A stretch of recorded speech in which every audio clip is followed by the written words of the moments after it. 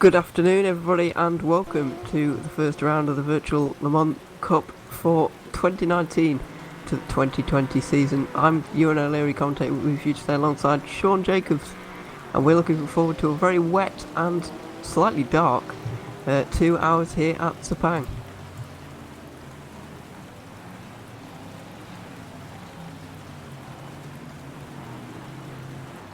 Hey Ewan, thanks for that. Yeah, welcome everyone to the race. It's going to definitely be an exciting one. The conditions are absolutely horrible out there. Hopefully when we roll forward to race here, we're going to see a bit more sunlight at least, but the rain is definitely still going to be bucketing down. Yeah, I've got weather up open at the moment, and it is showing absolutely buckets of water down all race long and for ages actually. So, as we said earlier, and in the build-up to this race, it is monsoon season at the moment, and it's definitely delivered for us right now. And yeah, it's absolutely pouring buckets. Just coming towards the end of the warm-up session here, and we'll be going racing very shortly. But something else I've noticed in this new format is, well, we know that it's the first time the LMP3s have raced in the wet, but it's also the gap between the LMP3 and the GT3 cars are very close. In qualifying, the last LMP3 car was actually buried in the GT3 pack, and the penultimate car was only half a second ahead of the pole-winning GT3 car, so luckily it's going to be very difficult. And when the conditions are like this, we could see some accidents. Oh, most definitely, it's going to be a challenge for everybody out there. I would not be surprised if we see a GT3 win this race. I think definitely some talent there in the P3 field, but as you said, this is the first time they've actually gone out there in the wet, so yeah, they're definitely up against it. I'm going to be really interested to see. Having raced this car last year, I was very, very worried that it was going to rain quite a few times, and luckily we got away with it. Not so lucky for the guys out there today, so yeah, best of luck to them as we get underway here. Yeah, what about those Porsches in the rain? They're known to be very, very good in the wet weather with that rear engine, even though the engine's a little bit further forward than it usually was in the old days. It is still a very good car in the wet, so could we possibly see a GT3 car win this race? We'll have to see as the cars roll off now, or have rolled off already, for this formation lap. And Sean, do you want to take us through the LMP3 grid? Yeah, sure thing, Ewan. Alright, so in pole position, we have, now initially actually, apologies guys, Australians are not the best with name pronunciation, so if I butcher anyone's names, I do apologise to all the drivers out there in advance, but I'll give it my best. So starting off in pole position, we have Luca D'Amelio. Second place behind him is Sami Selick. In third, we have Arjun Veltins, and then followed up behind him is Ruben Cor Alvelos. Next, starting in fifth position, Alexander Jones, and just bear with me 1 second guys, I'll just bring up some stuff here. Alexander Jones in the Speedy Mite Racing car, followed by yet another Speedy Mite Racing car in Lazarus. In seventh position is Matti Leinik. He'll be driving for Ever Racing, and then starting in eighth is the third Speedy Mite Racing car of Luca Burke. Alright, down in, and we just had someone change there. I don't know if somebody spun already in the warm-up lap or not, but we'll see what's going on there. Okay, Matti Leinik has had a spin, so we'll see if he recovers back to his position. So then following on from that, we have the Rookie Monsters car with Ben Borman, and driving game seat racing, Lorenzo Caponi. And in 11th position, the Speedy Mite Racing car, the final one of Jelle Binzenberger. And then starting in the back of the P3s that qualified in front of the GT3 cars is Daniel Smegilo from Waveframe Esports. I'll hand over to you, and if you want to run through the GT3 for me. Yeah, I certainly will do. In 14th position overall and on the pole in GT3, it's Lorenzo Arisi in the Waveframe Esports. Number 87, Aston Martin, followed by Olivier Fortin and Christian Riva in second, third. Buster Z Racing are in fourth with Paolo Taglioni, and Andy Dixie is in P5 for Speedy Mike. Wolf Net Race Motorsport with Jack Brown and number 64 car is in P6. Adam Korzewski is in P number 7. There's some tough names out there. Yeah, there really is some very tough names. The two English speakers, some of these are very difficult. Anyway, is Sancho in 8th and 9th with James Johnson and Daniel Finney. Roman Ivanov is in 10th position in GT3s and 24th overall. And last of the LMP3 cars, Mike McGeer is in the number 522 car, buried in the GT3 pack, which will be interesting as we get to the start of this race, as they're coming around turn 13 now. Going to quickly run through the rest of this grid as another Speedy Mike cars actually. Lazarus Philippakos has also had a spin on the formation lap, I think, because he's dropping through the field. Yeah, he seems to have actually disconnected altogether, so that's a shame. Yeah, that is a shame. He's dropping down the field very quickly.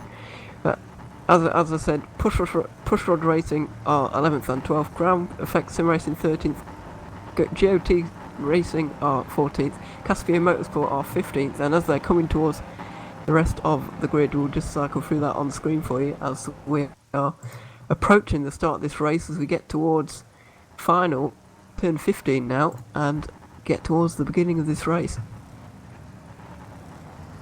Yeah, let's hope for as clean a possible start here. This is going to be a massive challenge for all the drivers involved. So hopefully everyone just keeps cool heads and that we get through the first lap without any issues. Yeah, here we go then. The field is locked on the speed limiter, and we're going to release the cars in just a second. And there we go. The number 33 car, Luca D'Amilo, gets away from the field very nicely there. It's already got a pretty good big gap. But in second place, Seelick is under pressure already from the number 50 car, Veltons, as they come down into turn number 1. It looks like it's been a fairly clean start so far, with the spray being kicked up everywhere. And I think everybody has got through turn number 1 and 2 cleanly so far, and now the GT3 field are coming towards the line for the first time. Yeah, very clean start there. Excellent to see. They're battling hard in the GT3 now. We're heading to turn 1. Also a nice neat start. There's a bit of side-by-side overtake there. Yeah, it looks like Sencora Racing and Jack Brown's under pressure from that Porsche at the moment, but it looks like those positions have stayed the same. The LMP3 car that's buried has actually gone a little bit wide, and he's being almost trained by this LMP3 field, and they're all being held up. It's getting a bit messy down there in turn 2 with lots of cars in a very small space, but it looks like again everyone's got through, which is somewhat surprising but very nice to see. Yeah, that rain's definitely come down. That is quite torrential. I'm actually glad to not be out there. Yeah, very, very glad to not be out there actually, because the chances of a spin or a mistake in these conditions are extremely high, and that number 522 car's not having a very good time of it at all. These LMP3 cars are more based on downforce than the GT3 cars, and obviously downforce doesn't work quite as well in the rain because you're not going quite as fast, so you need this mechanical grip that the GT3 cars produce, and yeah, they're absolutely training past him at the moment, and he's falling through the field very quickly. Yeah, he's running a bit wide on each of the corners, which is definitely costing him time, but I'm impressed that everyone is keeping it quite clean with him still. Hopefully as the race settles on and he gets a bit more comfortable, he'll settle into this. I guess that's one of the good things about the Virtual Le Mans Cup, is it is slightly a feeder series, so yeah, Mike might be having a bad time here, but it's also a learning experience as he goes through, so hopefully he'll be able to take something away from this and maybe come back in round 2 a little bit stronger, and we'll progress from there. Yeah, definitely, and if you see anybody driving well in here who's not in the VEC at the moment, you can be sure that they will be driving in the VEC next season, because this is a great opportunity for drivers to show what they're made of and show that they're worth on a team in the main series, I guess you could say, as this is a kind of semi-feeder series. But if we jump back up front for a moment, Luca D'Amilo has already got 3 seconds, almost 4 seconds now. Oh, and there's an accident in the GT3 field actually. The number 64 car has got off. Seawolf Net Race not having a very good start, and things are getting messy down at the hairpin with the GT3 field. Definitely where the most incidents have been so far in this race, which is contrary to what I expected actually.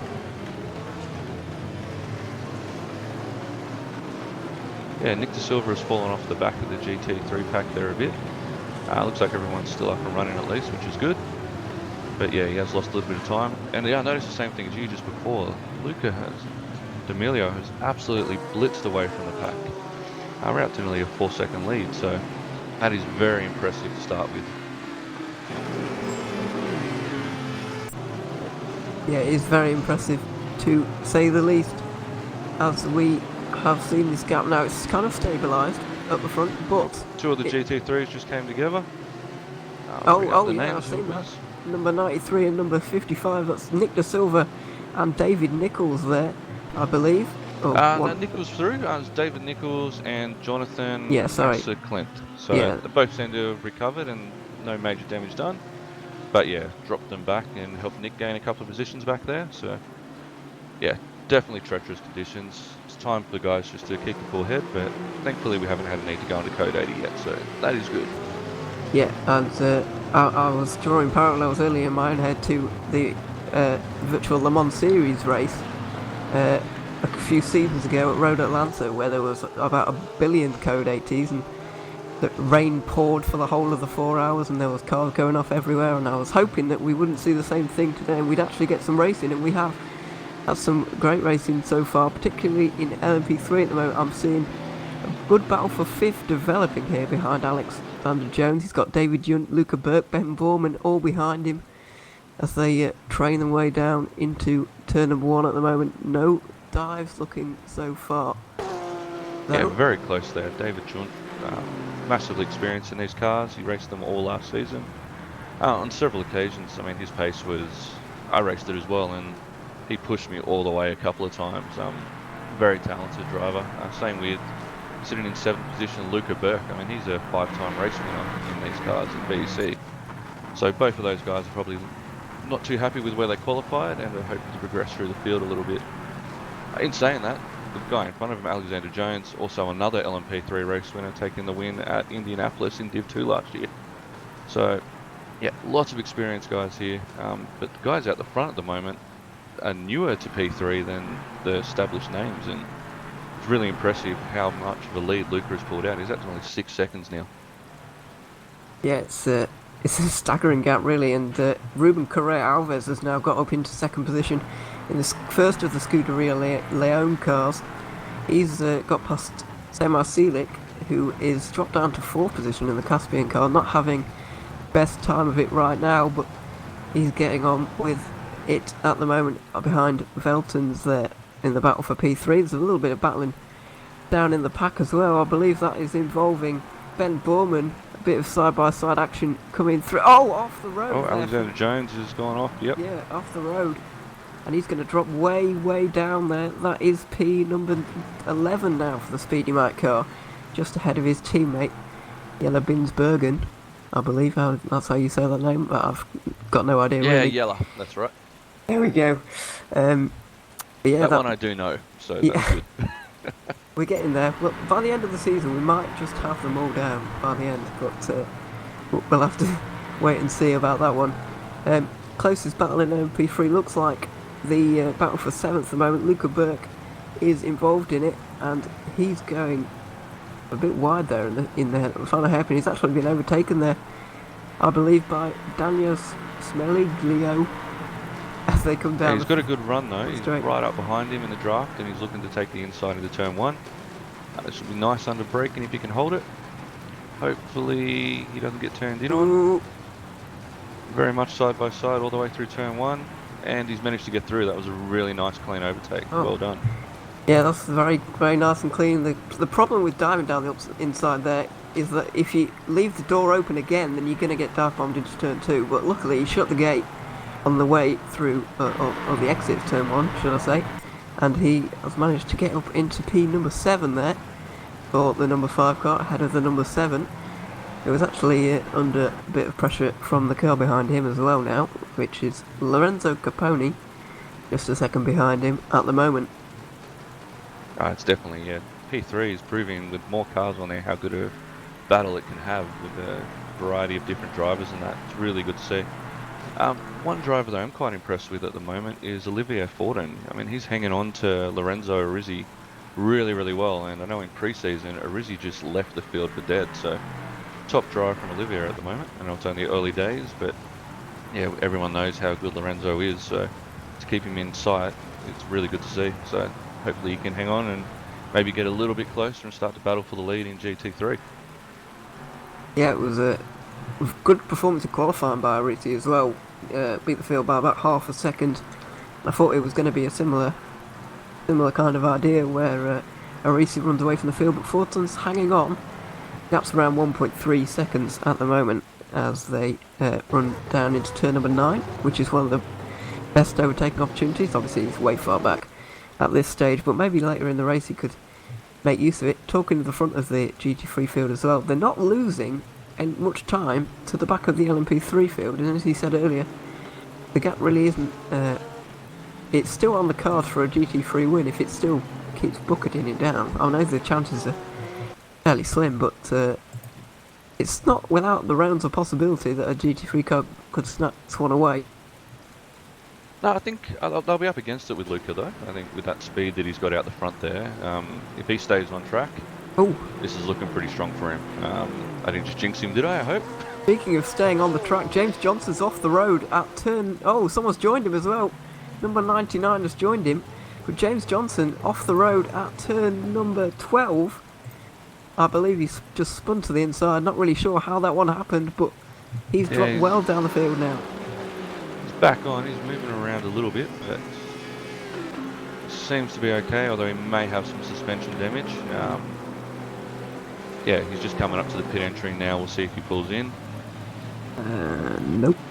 Oh no, that's not him. Here we go. Yeah, so he's heading into the pit. So Oh, he is. at some point there, I'm guessing car found a hard object, and that is really unfortunate for James there. I would have picked him as one of the favourites for this race. So Yeah, definitely. it's not all over yet though. We'll see how the repair time goes. And it's a long race to go, so maybe he'll be able to fight back and still get up there on the podium. We've got another pit lane caller as well, number 69, Daniele Tulli in the Witchwood car has also come in from, I think he was about last in GT3 anyway, but, off in LMP3 as well. There's been movement. Ruben Correa Alves has just dropped 2 positions there, gone wide at turn number 9, and now Veltons and Selick are back in front, but Selick's made a mistake and Alves is all over the back of him as they are coming into turn number 12 now in LMP3.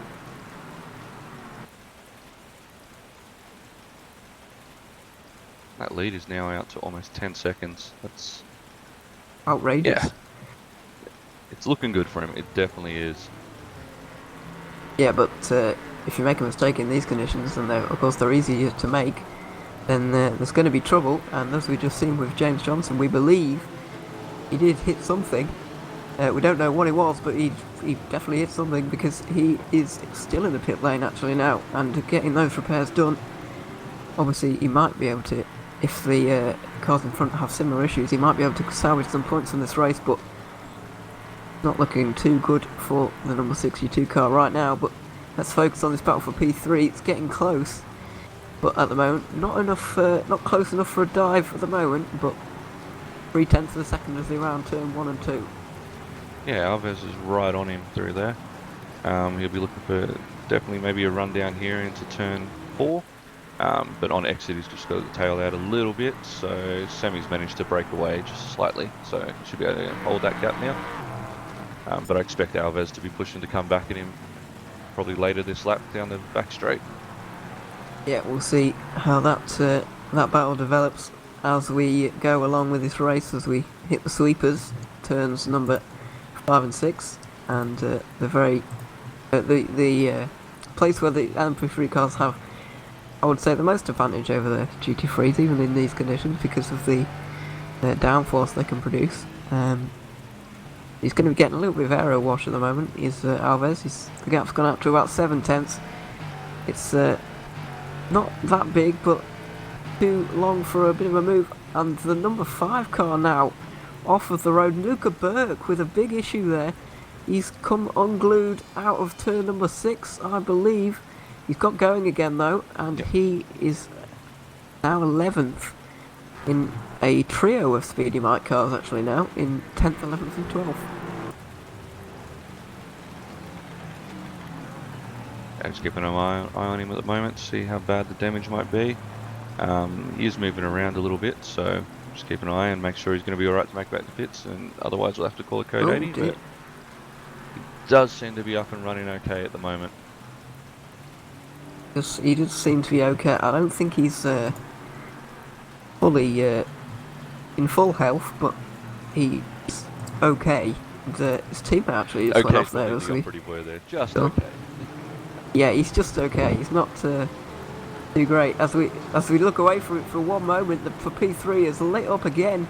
Alves and Selick are now running almost side by side, running down this front straight now. They're absolutely Yep, definitely side by lined up side. exactly side by side. This is incredible as they run down this incredibly long front straight. Excuse me. Alves has got the slightly more straight line speed, but Selick has got the inside line now. As they run side by side through turn 1 now, it turns to the inside. But the number 39 car, Selick, holds on just for now. That was an incredibly interesting battle as they ran their way down the front straight and out of turn number 2. That could have been disaster, but Selick holds on just about, which was very impressive. Yeah, it was really clean again actually. They went side by side the whole way through turn 1. Silic was managed to just hold enough speed around the outside to get back in front as they cut across into turn 2 from the outside. So, yeah, good driving. Yeah, very good driving from the both of them. Very clean battle, as we like to see. We've had another pit caller down in the GTs. It's number 99, Pushrod Racing, with their Audi. Obviously, their sister car's doing much better, up there in 9th in a battle at the moment, actually, with Andy Dixie. He's actually running side by side as well. There's battles up and down this field. We're not able to actually keep abreast of all of these battles because there's just so many of them, and they're actually side by side for turn number 3 now in this kind of crazy battle over 8th position. Speedy Mike versus Pushrod. It looks like Speedy Mike, Andy Dixie has held on just for now, but that Audi is absolutely hounding the Speedy Mike car. This is top driving so far from everyone out there. Like as you said, there's just so much going on that it's hard to keep track of. But they're keeping it clean mostly, which is really good to see. Yeah, I'm really enjoying this. This is great action so far, side by side everywhere. And how does that McLaren look, by the way? It looks really nice, I have to say. Really enjoying the look of these GT3 cars. Don't get to see them too much in SRC, and we haven't so far, but good chance to see the Aston Martin, the McLaren, the Audi and the Porsche in all their glory here around this Sepang circuit, and we will see for them for the whole of the season, I'm sure. I'm quite happy to see a Porsche up running in 3rd. This GT3s has been highly dominated by Astons. There has been some BOP applied, so the Astons are running 10 kilos heavier, the McLaren's 5 kilos heavier. And then after pre-season, both the Audi and Porsche actually got 15 kilos taken off them just to try and level the field a little bit. So the Aston's still strong, but when you've got teams like Waveframe and Zansho driving them, it's not surprising that a bit of it could be more the driver than the actual car there. So definitely don't want to punish a driver for doing a good job, that's for sure. Yeah, definitely. That's the ultimate goal, really. And if you put all the McLarens, Porsches, and Audis together, you still haven't got as many of them as you have of Astons. That's how many there are. 13 in all. We've got 37 cars on the grid today, and we are missing 2 of the GTs, I believe. I'm not sure which ones they are. I haven't had a chance to actually see which ones they are, but still, there's a lot of Astons to your point. And they're currently running 1-2, Arisi and Fortan. And speaking of the gap between GT3 and LMP3, Arisi is really not very far from Luca Burke now, so this I gap... don't know if Luca perhaps got some damage or something when he did go off. He hasn't come in yet, maybe. but the car, he's just spun again now. Oh dear. So he should consider bringing it into the pits if he does have damage there. So he's now dropped back behind Arisi. So not a very good day for Luca, which is a shame because, as I said, he's won in the P3 several times, so he would have been one of the favourites going into this. So Hopefully out he can recover a bit, or round 2 is a new race, and we'll see how he goes there. out of character as well. Really, you don't expect to see this at all. But as you say, he's definitely got damage now, and if he didn't before, he's definitely got it even more damage now.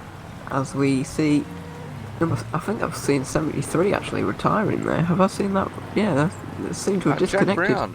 One of the Yeah, names that would have been good for us. There we go, Jack Brown, unless it's Jack Bruin or something like that. It's a bit weird pronunciation, but and Matty yeah, Leineck's gone as well as a DNF, so a yeah. This couple of is shame there. Names I know are DNF in. This isn't ideal.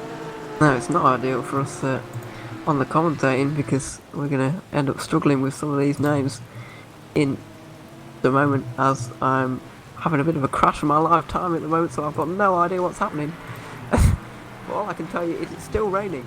That's it. I don't know anything else. Oh, we've just had a Rizzy. A couple of people have just left. I wonder if we've had a hiccup there. We've had Matty Leineck, Roman Ivanov, Alves is gone, and a Rizzy have just disconnected from the server. So, Oh dear. Yeah, this is major here. and Andy Dixie, Olivia Fortune. All right, we've just lost the server, unfortunately. Yeah, So we'll hold there, and I'll find out what we need to do and go from there. yeah, that's unfortunate because race was developing very well, and fortunately we've had a bit of an issue there. So we'll see where we have to go from here. We're hearing call of red flag out there at the moment, so we will see what the course of action is from here.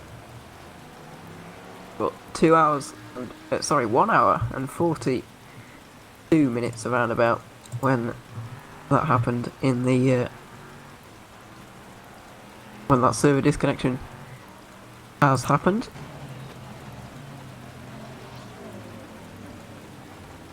So yeah, red flag is out at the moment due to a server problem, and we will try and resolve what that problem is, and or was, and we will try and get this race, this server resolved, and this race resumed as quickly as possible.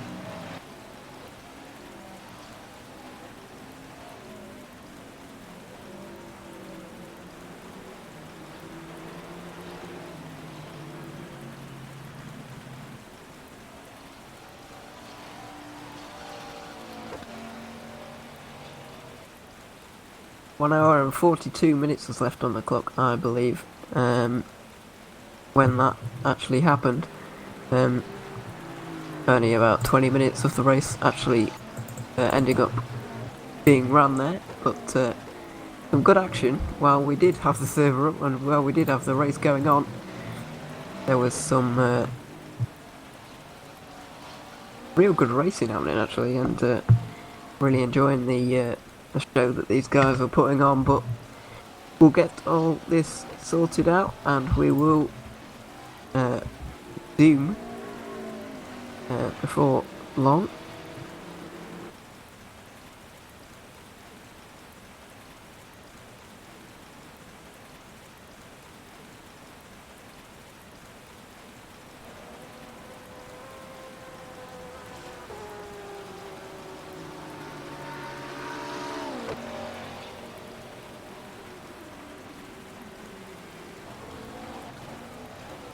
Yeah, so we're just gonna have to wait a little bit to see.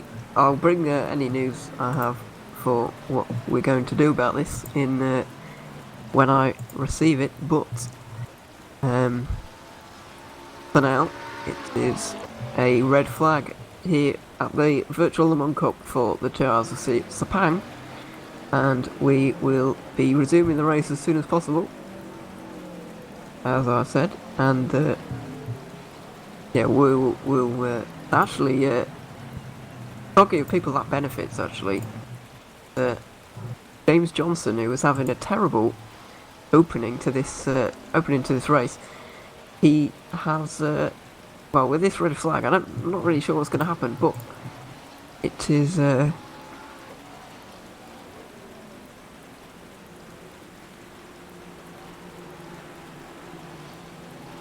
yeah, the race wasn't going very well for him, and with this now he might get another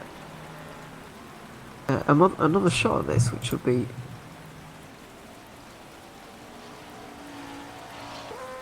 kind of nice for him. We can get his season off to a better start than he thought he would have done.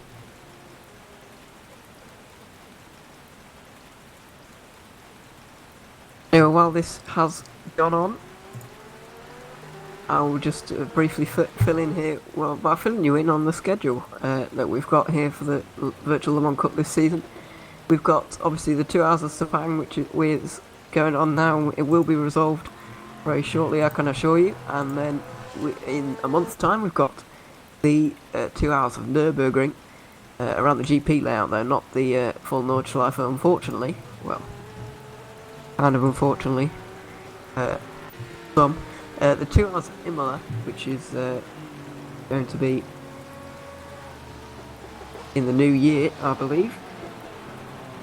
And then the 2 hours of Sao Paulo, where we have seen rain in the VC before. So maybe we'll get a little bit of rain then again, but as said last season, as I said earlier, it didn't rain the whole of last season, so maybe it won't the rest of this season either. We'll have to wait and see. Then we move on to round number 5, which is the 2 hours of Sebring. And then to complete the American leg, we have the 2 hours of Portland, which is going to be a very interesting race indeed, because yeah, it's an interesting circuit and not often used for multi-class racing, but it's very interesting to see the VLMC using it, and the VC using it actually for multi-class racing. We'll have to see how that one goes. And then of course we have the finale, the kind of blue ribbon event of this season, the 4 hours of Le Mans, which will all be used in the build up to the 24 hours of Le Mans in the VC, which is going to be very exciting indeed. I hope you will join us for those broadcasts in the future, because yeah, we've got a very interesting and exciting season lined up, and if that 20 minutes was anything to go by, I hope that it was, then it's going to be a very good season. I can assure you of that, and yeah, we're going to very much enjoy it. Another man who's going to benefit from this actually is Lazaros Philippakos, who has who disconnected on the formation lap. But he might get a second chance now as well.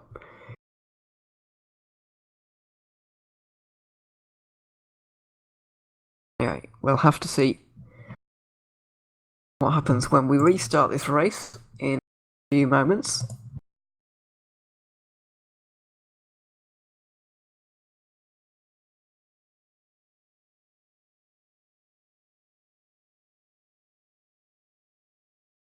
As I briefly mentioned, then this Virtual Le Mans Cup using LMP3 and GT3 cars. We have 14 of the Ligier LMP3 cars and 25 GT3s. I don't believe we have all of the GT3s this weekend, but we still have had some great racing from them so far.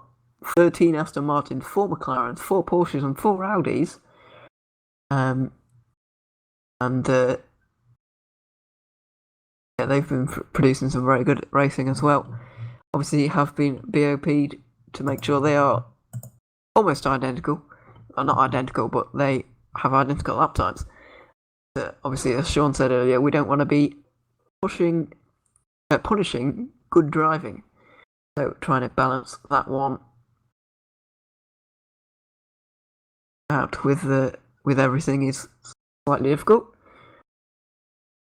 Talking of the winners and losers of this red flag, actually, Luca D'Amelio is definitely not a winner from this, because he had a 15-second gap, but he is not going to be. Yeah, he's not going to be benefiting very much from this one. Let's put it that way, because yeah, this is wiped away that margin really, and that's disappointing for him. never mind. We will have to wait and see. He can do it again, which I've got no doubt he will actually, because he is a very talented driver. We have seen that so far.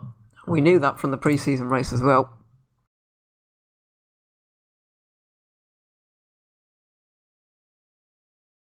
Saw some good driving from Seelick as well to hold on. He was battling with Ruben Correa Alves a lot of that race, and he has running P3 at the time, I think, and he was doing a good show so far. So the restart will be made, and as we're referring to the rules here, getting a bit technical. 6.6.2, the restart grid will be based on the current running order at the time of the server disconnection or the server failure, and teams will be allowed to swap drivers, although this is not really a issue. But if they are, they do change their driver, which is unlikely, by the way, they will have to start from the pit lane. But as I look down the entry list here, many of these cars actually have only one driver. So David Junt's on his own, Luca Burke on his own, Lazarov Philippakos on his own, Mike McGee on his own. Let's see who else in the GT field. Olivier Fortin on his own, David Nichols on his own, James Johnson. So yeah, all of these guys won't have to affect that rule, but the restart grid will be based on the current running order at the time of the server failure. So, yeah, just to update anyone who's coming in late, we are under red flag here at the 2 hours of Sepang as we speak. Server failure has halted the event for now, but we'll be getting the show on the road again in very shortly.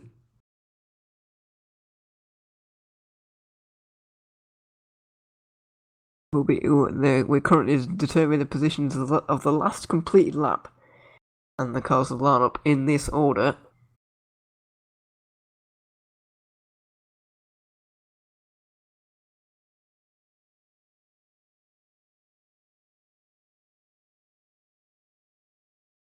Yeah, there's a lot of complicated points rules as well to be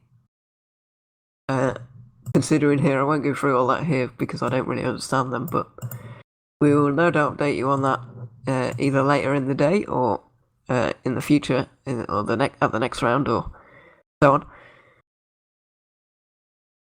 Yeah, that's we can be sure that work from Luca D'Amelio won't all go to waste with that ruling.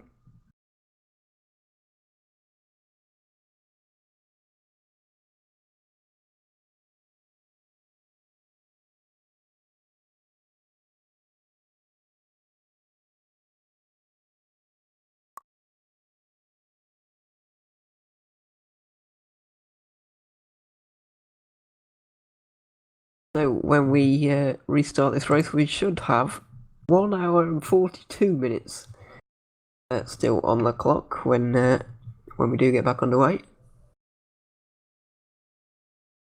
We're approaching 4 o'clock here in the UK, and we're running a little bit late, but that's okay because well, we've run the longer races here at SRC before, obviously, with the 24-hour races that we've had in the past at Le Mans, most famously.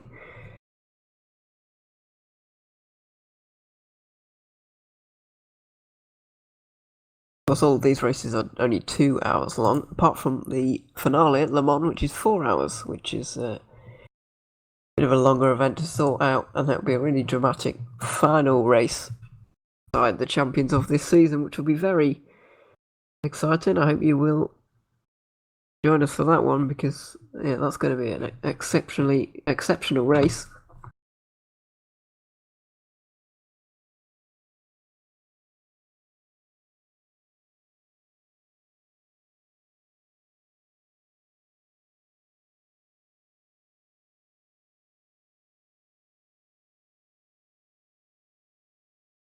So currently finding out what the order is when we we'll restart this race. We know that Luca D'Amelio is going to be leading,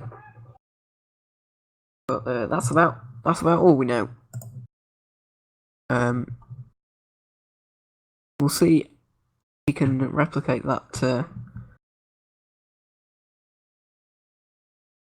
See if we can replicate that. He can replicate that in this next, in the remainder of this race. So apologies for the black screen at the moment. We are just sorting out this red flag and getting the order ready for a restart.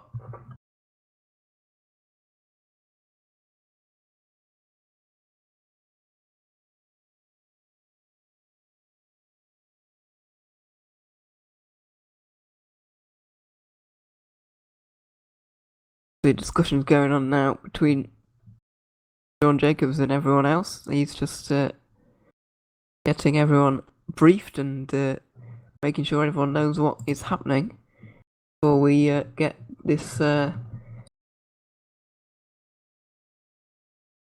race back underway.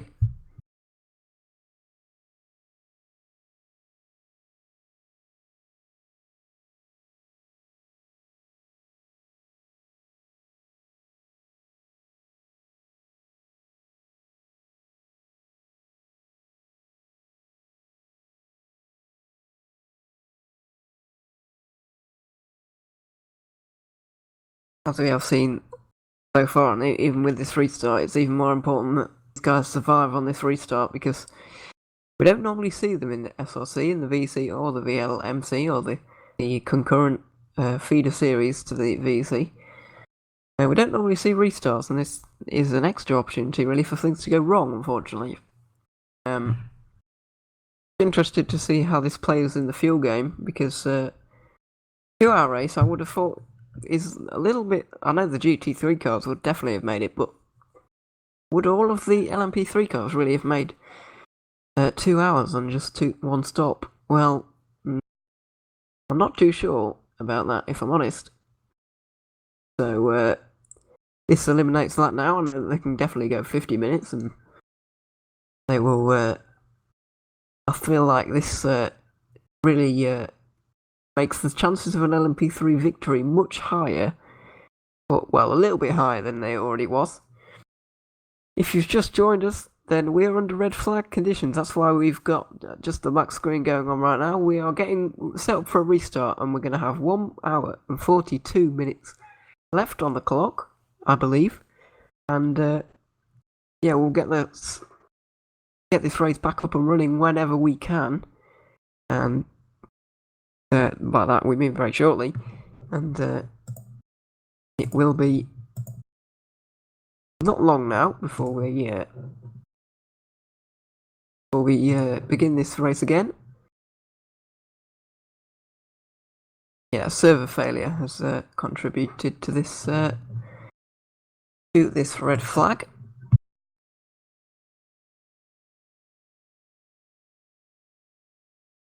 Okay, I've just been told the LMP3 can actually go 75 minutes on the tank of fuel, so it's absolutely fine whether they can make it on 2 hours on one stop. So that's absolutely fine. Good to hear for the rest of the season.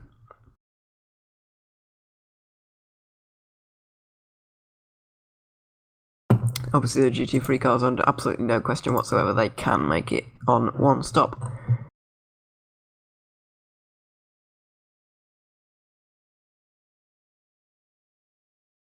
We are just setting the grid now for the, I guess you could say, part 2 of this race. Server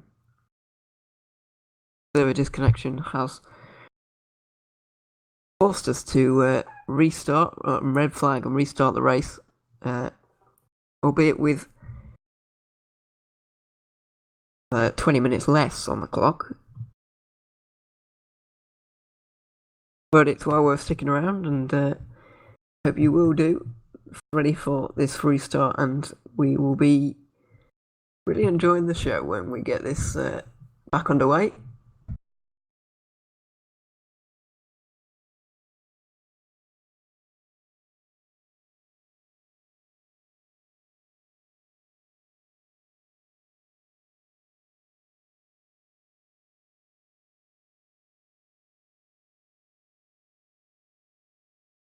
you're new to this virtual Le Mans Cup, then there are plenty of names that you can recognise if you've seen names from the Virtual Endurance Championship. There's plenty of names you can spot out. So the Speedy Mite Racing Group have been really taking up the entries in this league. We've got 4 LMP3 cars from Speedy Mite and 2 Aston Martins in the GT3 class.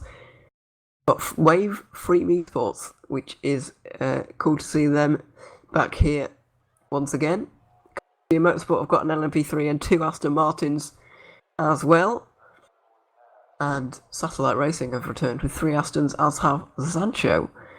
And all those are familiar names if you have been following the VC this year and for the past few seasons, it has to be said. But as you can see now on your screens, we're just getting server started up once again.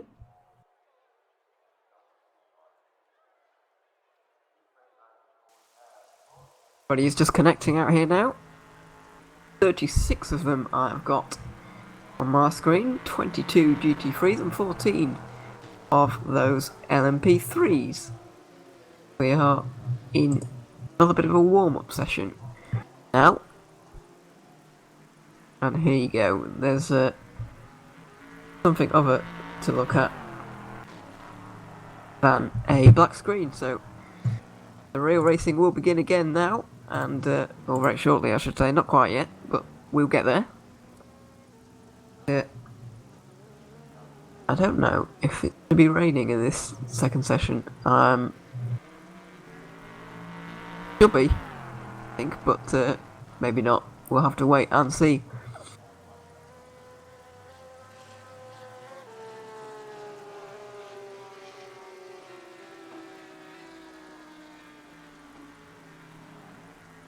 So then, we are loading back into the session, and well, we have loaded back in, and we are nearly ready to go racing.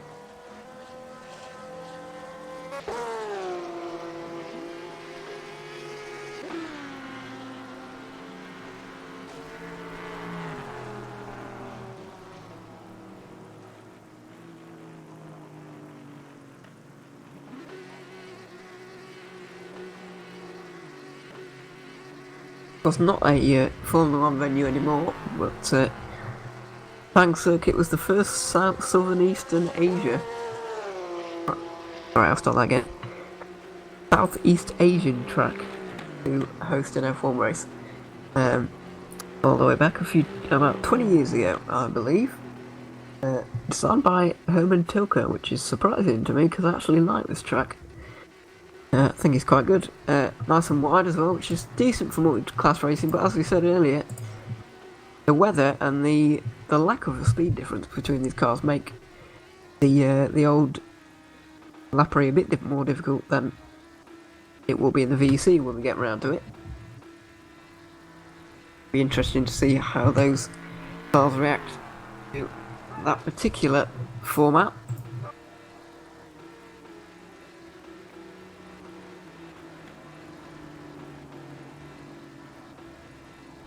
So I believe we're too far away now from getting this race underway again. We've had around about 10 minutes of warm-up now. I believe we've got everyone connected. That's 37 of us now. Jack Brown has rejoined after his disconnection in the first race. Well, I'll say disconnection. That might have been due to the server, but we'll see.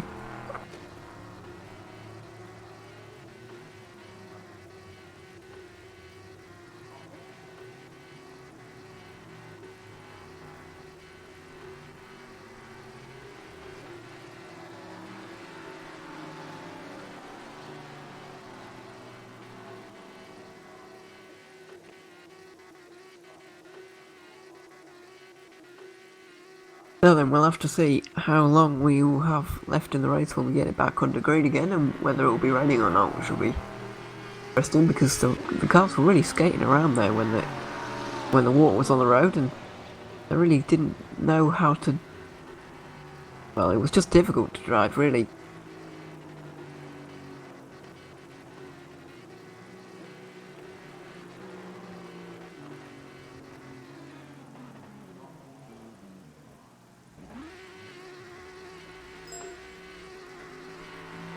Don't forget that next weekend we have another virtual endurance championship race, round number 2 of that series. Make sure you join us on the Virtual Endurance Championship page on Facebook and YouTube for that. For that broadcast, I'm very much looking forward to watching along with that one. Should be a great race.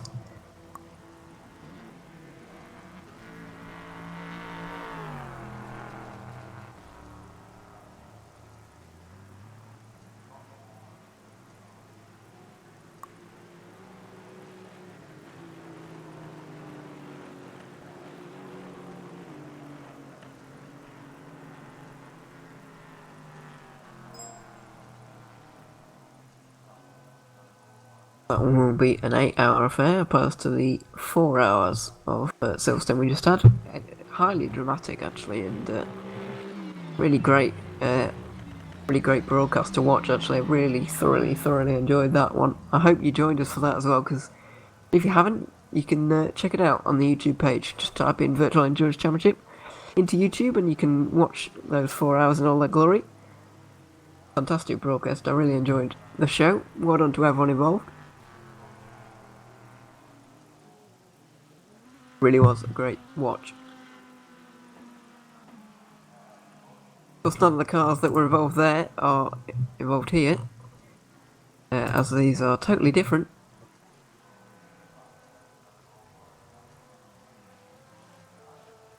These LMP3 and GT3 cars. We have in this particular series, it looks like this warm-up session's coming towards an end. Everyone's returning to the pit lane.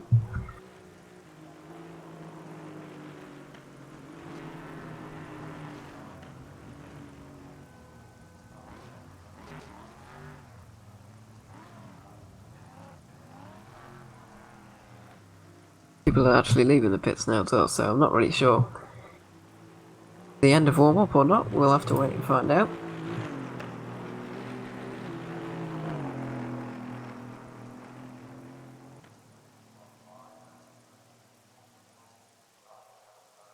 Many cars out on the circuit at the moment. We've just got around about 6 of them at the moment.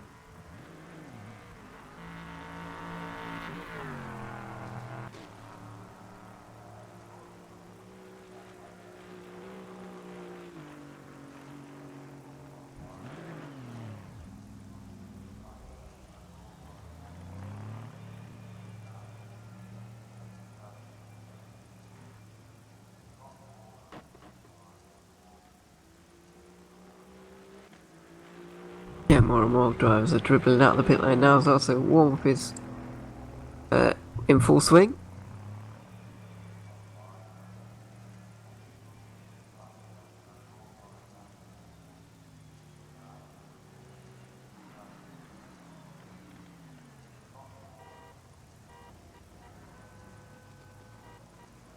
Not too sure how long we have on the clock either, or we will have on the clock when we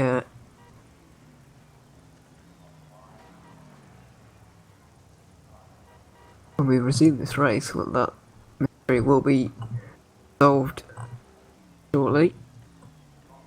Well, I'm sure somebody knows, but I'm just not aware of it. Fine for now.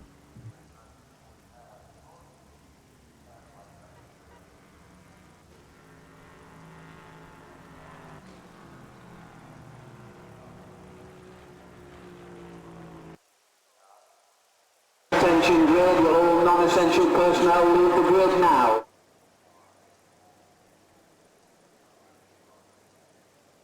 Here we go, I believe we're setting up here. It looks absolutely dry as a desert. I really had to... It looks really dry at the moment, and well, that's not like it was before, so we'll have to wait and see what happens with that, or if that was doing anything to the server, or anything, any number of things really. But it looks like everyone's lined up now, and as we just swing this camera around, or as we just come into view in a moment, the cars will be on their way. Oh, it is. Yeah, it is wet. Never mind. Don't mind me. It is raining / wet. And we have an hour and 20 minutes on the clock. It'll be more like an hour and 15 when we get to the green flag. So who can make this on no stops? Who's going to fuel save and get an extra pit stop? Is that going to be a possible strategy, or is there a compulsory pit stop that I'm not aware of? We'll have to wait and see about that one.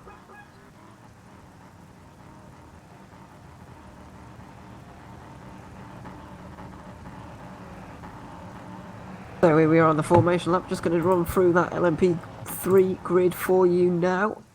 We have Luca D'Amelio on the first position, Caspian Motorsport second, Selick, Beltons, and then Alexander Jones in P4, followed by his Speedy Mike teammate Lazarus Philippakos. As we've got Ruben Correa Alves slotting into P4 there, as he's connecting there late, and we have Sean back now as well, so everything is well.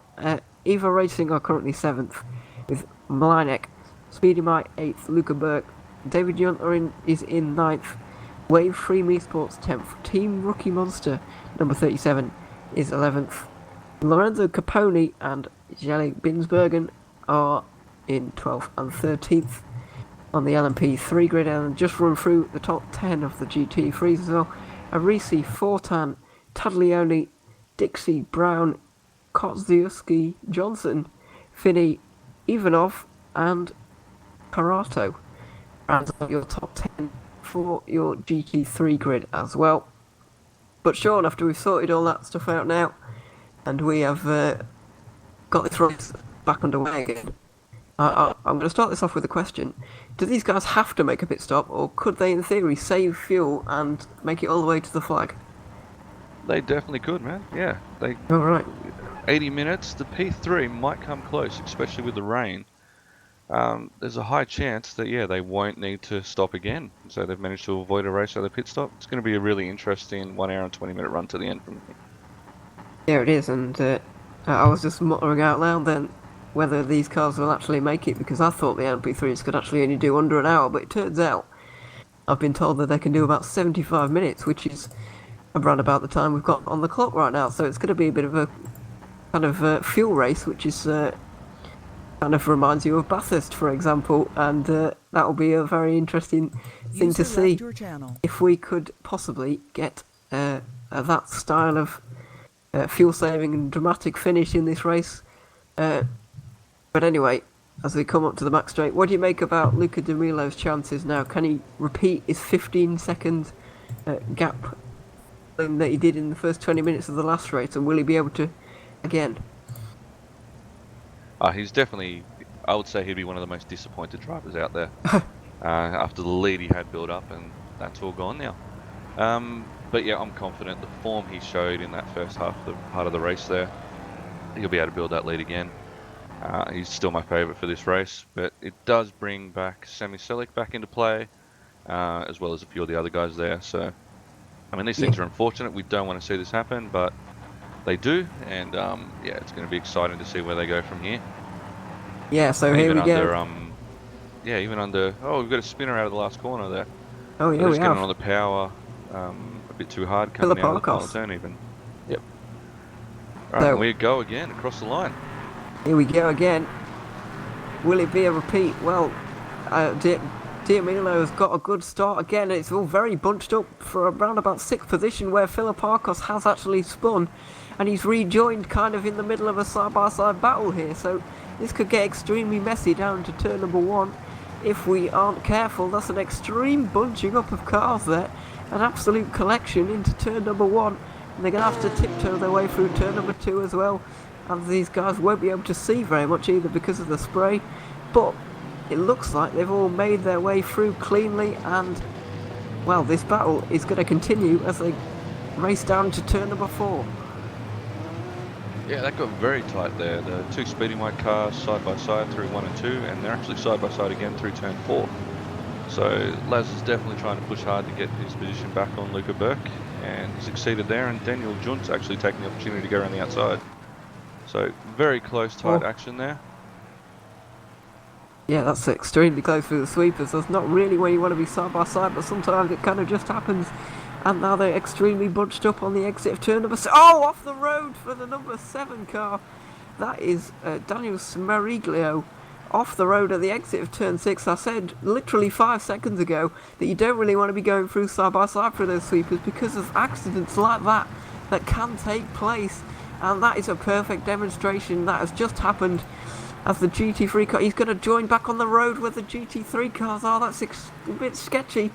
But it looks like then not much harm has been done, and it looks like he's been able to rejoin fairly cleanly there.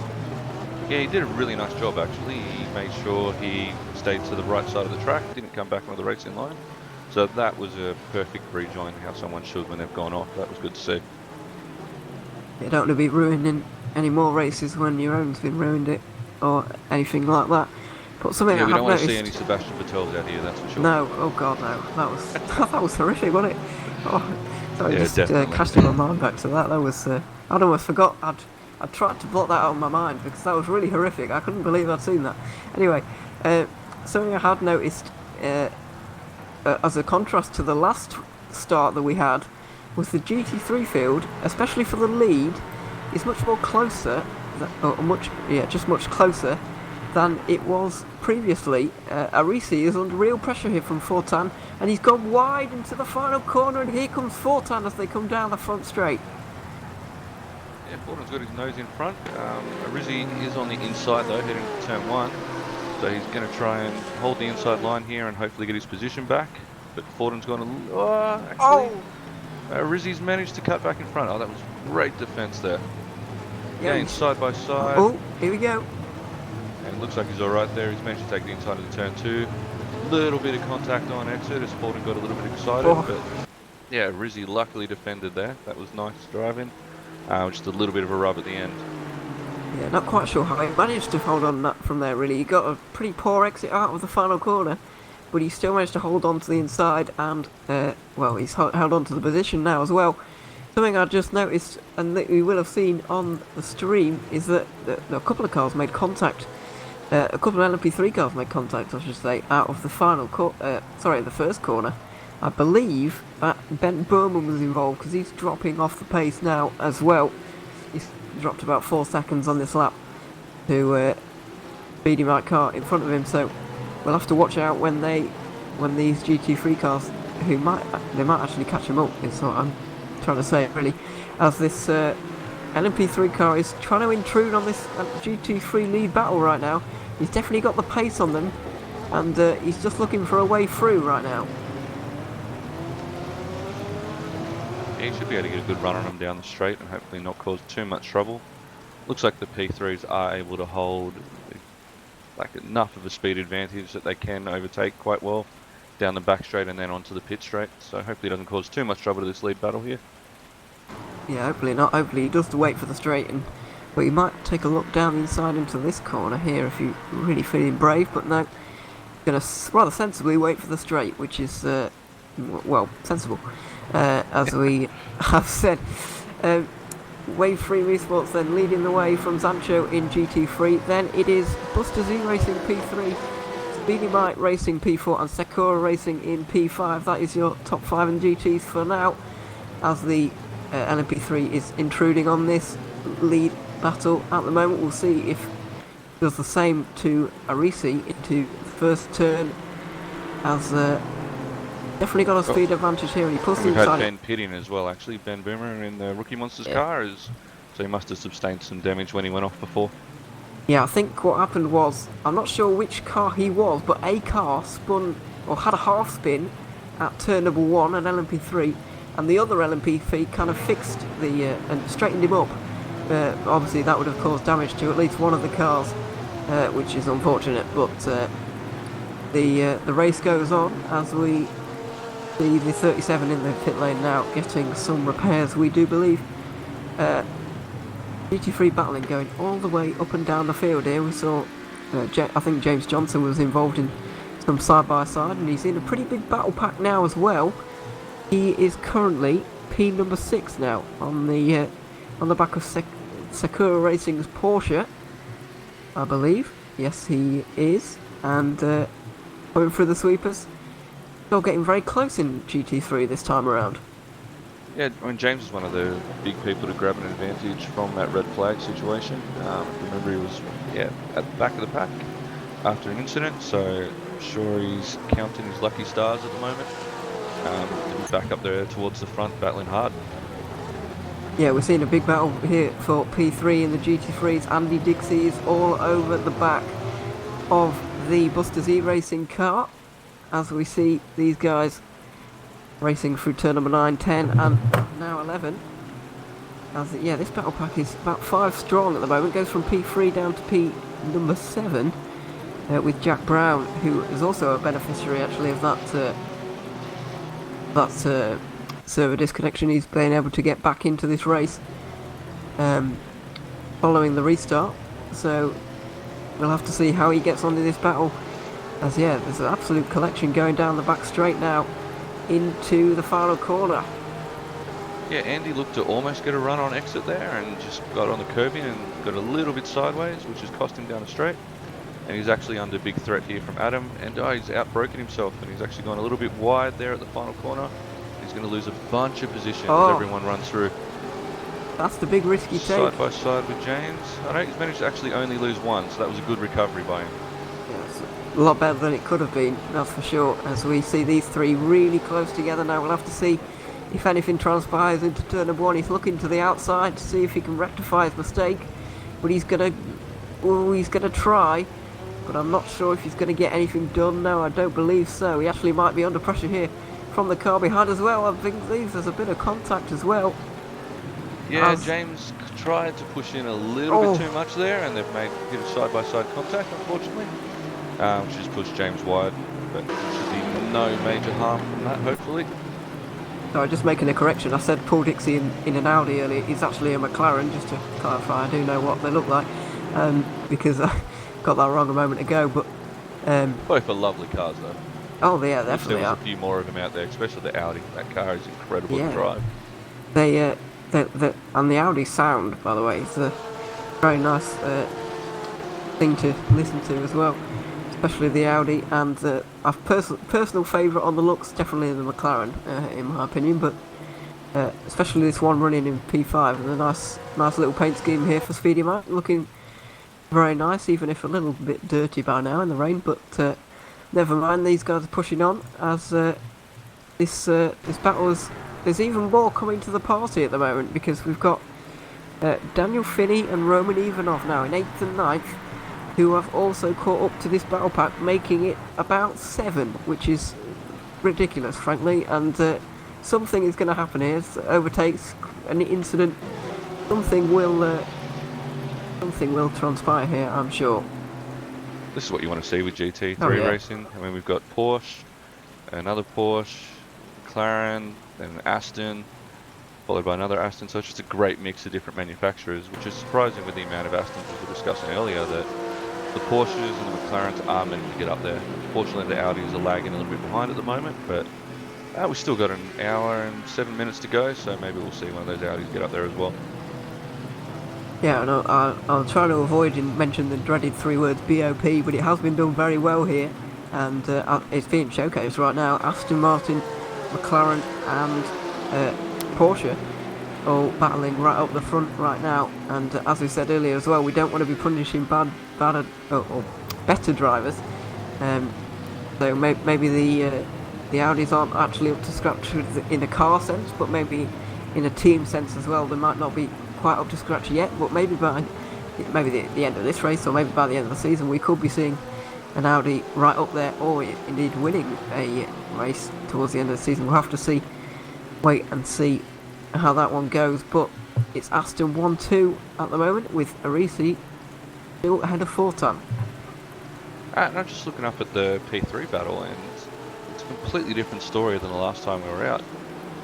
Semi Selick is actually only 1.6 seconds behind Luca, so he's really pushing him hard this time. And again, Veltons is right behind Selick as well. So much closer in P3 this time out.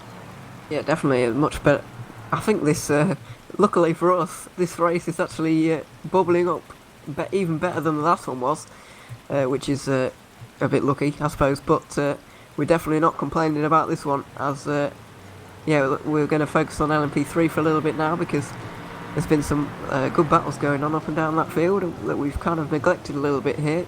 Just something that I caught out the corner of my eye was Alex Jones in the Speedy Mike car. He was running in around about P4, but he had an incident, I believe, and he's run wide and he's lost a few positions, so he's dropped all the way back down to P8 now. And speaking of incidents, Team Rookie Monster Ben Burman has finally retired. He had damage earlier. 4 in total retirements now, so I hope they're just incidents or other issues, and we're not going to see any more server issues. But yeah, that slow drop off, we should be all good there. Mike McGeer went a little while ago, and it's unfortunate to see Rick Van Isle go out. That was one of the stronger McLarens I think he's driving, so yeah, it's a shame, but these things happen. And yeah, just as you said, Ben going out there after he had damage earlier, maybe decided he'd had enough of these conditions and it was time to pack it in for the day. Well, I actually saw him off again at turn 11. Maybe he hit the wall again. I'm not really sure if that actually happened or not, but we are seeing good battling again in GT3, most notably for P number 6. It's actually side by side, and we're side by side for P3 as well. You've got 2 wide, 2 deep at the moment, with the number 84 car really hounding that James Johnson driven Aston Martin as they come into turn number 1. And in the battle for P3, it's almost side by side as well. There's a bit of wheel banging going on as well. 2 Porsches trying to battle it out, coming side by side off the corner, but the number 65 car has got ahead of the number 88 Sakura Racing car at the moment. But this battle for P3 and GT3, I just can't take my eyes off it. Yeah, it's definitely where the action's at. See Adam there is getting a little bit frustrated. Just needs to maybe cool it a little bit and just wait for his moment. Yeah, getting aggressive and flashing your headlights, I don't think it's going to work on Paulo. He seems to be under control quite well there, so just take his time and just be careful with James coming up behind him. You know, James is going to want to be pushing forward to try and catch up with that lead battle of Astons. Yeah, and that's the dangerous situation you have in a battle pack like this, is that if you step out of line and your move doesn't come off, then you're going to get passed by about 5 cars in this case, so you really need to be careful. Look at the way they bunch up through that hairpin. This is absolutely ridiculous. Nose to tail for about 7 cars, which is just unbelievable scenes right now, as we're seeing 2 Porsches leading this battle pack, followed by an Aston Martin and then a McLaren, as with Andy Dixie in P number 6. But let's see if anything comes of it into turn 13 and 14. Doesn't look like we're going to see any moves down here, so maybe there's a chance at the hairpin. As James got quite a good exit out of there, so he might try and get a run. I must say I'm actually a little bit jealous to not be out there. Look at this. I don't normally like the rain, but this is some excellent racing. So yeah, I'm sure they're having a lot of fun. Does look like a lot of fun as well, actually. James Johnson's a little bit too far back for a real move into the hairpin. We'll see if he can get a good exit, but these Porsches are very good on the traction, it has to be said. Obviously the rear engine these days, well, they have been for a while, a little bit less rear engine than in previous years, if you get what I mean, but still got very good traction as James Johnson looks like he's going to go for it here, looking very close into turn number 1, and actually the leading Porsche in this battle pack has gone wide as well, and it's looking extremely messy as they come into turn number 2 as well. The 2 Porsches now side by side coming off the corner, and it looks like he has got through Sakura Racing up into P number 3 now, and the other Porsche now, James Johnson, round the outside of turn number 3, and now he's got the outside for turn number 4 as well. Yeah, that was just a little bit unlucky there for Paulo. He ran just a bit wide on the grass there, and it was all that Adam needed to pass on the inside. Yeah. James is all over him now. He'll definitely be wanting to get that position and move up. Yeah, he's just didn't quite manage to make that move. I thought he was going to manage it then, but he actually didn't quite do it. He's all over the back of the Porsche through the sweepers. Yeah, when I was watching Paulo, and it was just like he was running wider lines, which seemed to be working for him to carry speed, but just out of yeah, that turn 1 there, he just pushed it too much. But straight away they're back at it. I mean, he's looking to regain that position. So as I speak, yeah, his line's still working. Yeah, it's crazy at the moment, really. But as you said, he's running archier lines, I guess you could say. Trying to get that traction off the corner, make the use of that Porsche traction. But the danger you have that with that when you're running that really wide line with the car just behind you is that they can actually stick the nose in there, and you could be in real trouble. So yeah, he's got to be careful with that line, but we'll see if he can regain that position. He's not falling away at all, so we'll see if he can actually gain back that position from his Porsche, fellow manufacturer Porsche. How's that line up? Like, just seeing all those things in one frame, that is excellent. Really good to see. Yeah, it's great to carried a nice exit out of here, so he might be able to get a run down to turn 1. Although, actually, as I say that, James is right on him now.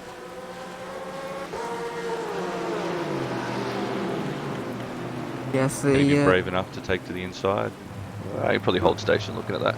Yeah, he's not quite as close as he was last time around. We'll have to see though. Closes right up, and as everyone closes right up, and actually a little bit wide from the Porsche there. They're running nose to tail at the moment. Through turn number 2. James has given a little bit of Morse code on the back there, just a couple little taps as they come to the corner, letting him know he's right there.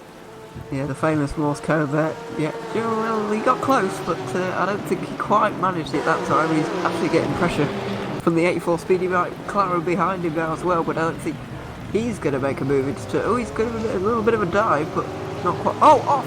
57! And that was Olivier Fortin, who was hounding Arisi so much, and he's been dropped straight into this pack as well. That means we've got 8 cars now, from 2nd all the way down to 9th position. This is absolutely crazy. Not that I want to jinx him, but if anything happens to Arisi right now, we're looking at the lead battle of like 8 or 9 cars here. This is just amazing. That is great racing. This is great, yeah. As we, it's literally impossible to say everything that's happening right now, because it is just all happening at the moment. We've got James Johnson all over the back of this Porsche Paolo Taglioni as they round turn number 9, one of the best overtaking opportunities. But out front, it's all fine and dandy for Arisi, but as he said, one mistake and he's going to be dropped right into this battle pack. I've just noticed he's actually starting to overtake a couple of P3s there. He's moved himself up to 11th position with 2 P3s behind him, so you never know, he may still push forward for that overall win, but I think being 25 seconds off the next car, likelihood it's just some issues happen with those P3s and that's why they've dropped back there, but yeah, they're right in the thick of it for position. Yeah, as I said in the break, that the restart really makes the GT3 win chances go down, in my opinion, but we're seeing James Johnson all over the back of this Porsche once again. He's looking to the outside. He's going to try and outbrake him round the outside. That could be an absolutely incredible move. You don't go around the outside of the hairpin, not very often anyway, and they're still side by side as they come down the front straight. It looks like he's actually got it done. That's outrageous from James Johnson. Up into P3, it looks like he's not got it done yet. He has got the inside line for the first turn though. Yeah, it looks like he's cleared him nicely there. That was beautiful from both drivers as well. Paulo gave the room on the outside there and allowed him to race really neatly, so well done. Yeah, oh dear, the Zancho car went a bit wide, and the other Zancho car, excuse me, of Daniel Finney went a bit wide into the first turn, and he's actually created a gap in front of him there a little bit, but everything is fine up the front. We've had another DNF actually, Semi Silic from 2nd place. Oh no! Has just gone out. I wonder what happened there. That's very strange. 39 car, Caspian Motorsport. Yeah, totally out. I don't think that's even a disconnection. And the number 50 car in 2nd, Veltons, has just gone off the road as well, and D'Amelio is starting to build that gap finally, with a couple of mistakes from Selick and Veltons behind him. He's now got the gap up to 6 or 7 seconds. Actually, P4 and P5, Matty Leining and Luca Burke are currently going side by side. So that dark horse there, well not dark horse should I say, because his car's black at the moment, but Luca Burke, my original pick there, starting to make his way through the field up to 4th now. Yeah. So that form we expected is coming through. but again, side by side through the final corner. Oh, So GT3s can do it, P3s go on weekend too. yeah, why not? And they're running side by side now. Luca Berg finally finding his form in this wet and tricky, slippery conditions.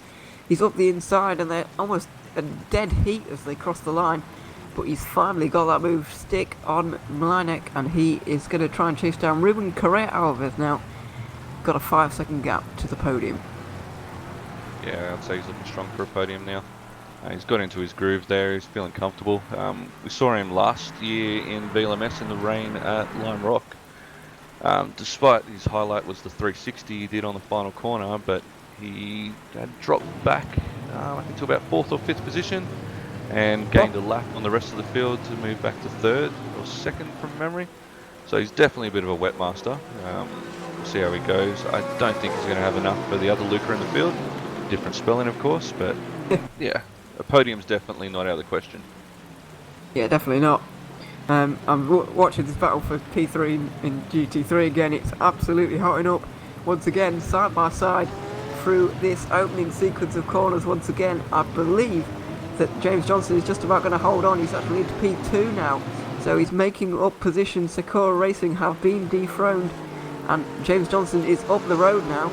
Sakura Racing trying to hold on to their P3 as the 64 and the 65 are now side by side as well. Jack Brown deep in a battle with Paolo, who's been dropping down the field quite miraculously, diving up the inside there. Another one of the cars. This is absolutely crazy stuff in the GT3 class, changing positions almost every corner at the moment. Brown come from? He's came out of nowhere. Yeah, he has, yeah. Another beneficiary of the server disconnection, as I said in the break, but he's chasing down Fortan now, who's right on the back of the Sakura Racing Porsche P3. Yeah, Adam must be thinking, what have I got to do to get away from these Zansho cars? I mean, he had James all over him earlier, now James has gone through, he's just replaced him with another one with Olivia Fortin coming up. So he's going to be sick of seeing that dark blue colour behind him. He is, yeah, and well, better than following them, I suppose. They're a little bit less annoyed, but still. Yep. But he's not going to be enjoying the sight. He's just going to want a bit of clear road right now. But if one of these guys are not making a pit stop, this is literally the battle for these positions. These are literal battles, but they're actual positions, and they're not going to be having to, swap them around with pit stops and whatever. So if anyone goes for the no stop race, then these are you're stuck with these guys now for the rest of the race, because there's hardly a car on this circuit right now who's not in a battle. Be interesting with the GT3s actually. If it was dry, I'd say no way they're going to go the distance. But yeah, in the wet you're using less throttle inputs, so you never know. On someone like a Rizzy who's out front, you may be able to do a bit of lift and coasting, take it a bit easier, and yeah, maybe able to do it without a stop. So it'd be interesting to see as we get to about that 10 minutes to go, if anyone needs to duck in or not. And actually I think we just saw a big caller then pull in, so yeah, maybe somebody's decided to go now. It's Paolo Taglioni, who has been falling through that battle pack, you have to say, throughout this stint. He's just looking to get out, and he's committed now to this one-stop race. He's going to fuel it up a little bit, maybe fuel only, because I'm sure the tyres can definitely do 1 hour and 20, so maybe just a quick stop, or unless he's got damage, of course, a quick fuel stop. It's gone up on the jacks, so he's gone tyres as well. Oh, well, he's only been on those tyres for like half an hour, so I'm surprised about that. Yeah, maybe he's just not confident that they're going to go for the entire distance, so get a new set now, maybe undercut the rest of the guys if their tyres starting to drop off as well, and hopefully come out in front. But then, I mean, you're going to get the other effect at the end of the race if tyres are dropping off. Yeah. But he's going to have a bit more worn than the rest of the guys that haven't pitted yet.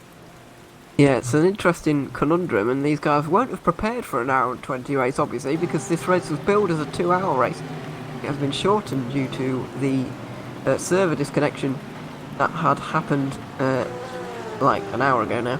And speaking of disconnections, we're hearing that Selick disconnected from the server, and that is why he is now out of the race and down in well, he's actually running again now, but he's all the way down, well down the field in P number 12. now, and we're well outside the points. He's going to need a lot of issues for other cars if he wants to get any points whatsoever. Yeah, there's a couple of P3s down there. You got Jelle Bisenberger, who's only a lap ahead of him down in 30th overall. So maybe he's had some issues as well. But yeah, Semi's dropped probably about 2 or 3 laps with that disconnect.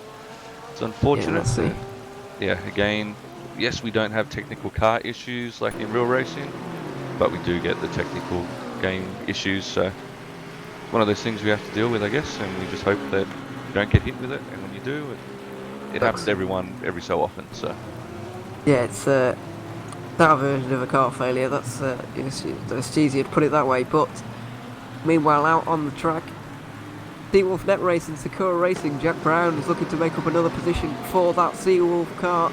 He's running side by side now into turn number 1. This battle pack's starting to spread out a little bit now, but he's going to dive it down the inside into turn number 1. It looks like he's got that move done. Very nicely done. And he is now up into P4, which is a very good recovery actually from the Seawolf car. It's not over though. He's being hounded. See if he's going to get dive bombed at turn number 4. yeah, I mean, he just carved through the field. He was way back from what I saw before. So if you think he had that battle with Andy, Dixie, Adam, Paulo, so he's gone past all of those guys to move himself up to 4th now, as you said. So, and we're starting to actually see a train of Astons there. Unfortunately, the Porsches have dropped back a bit, so maybe on the long run they're just not as nice on the wet tyres.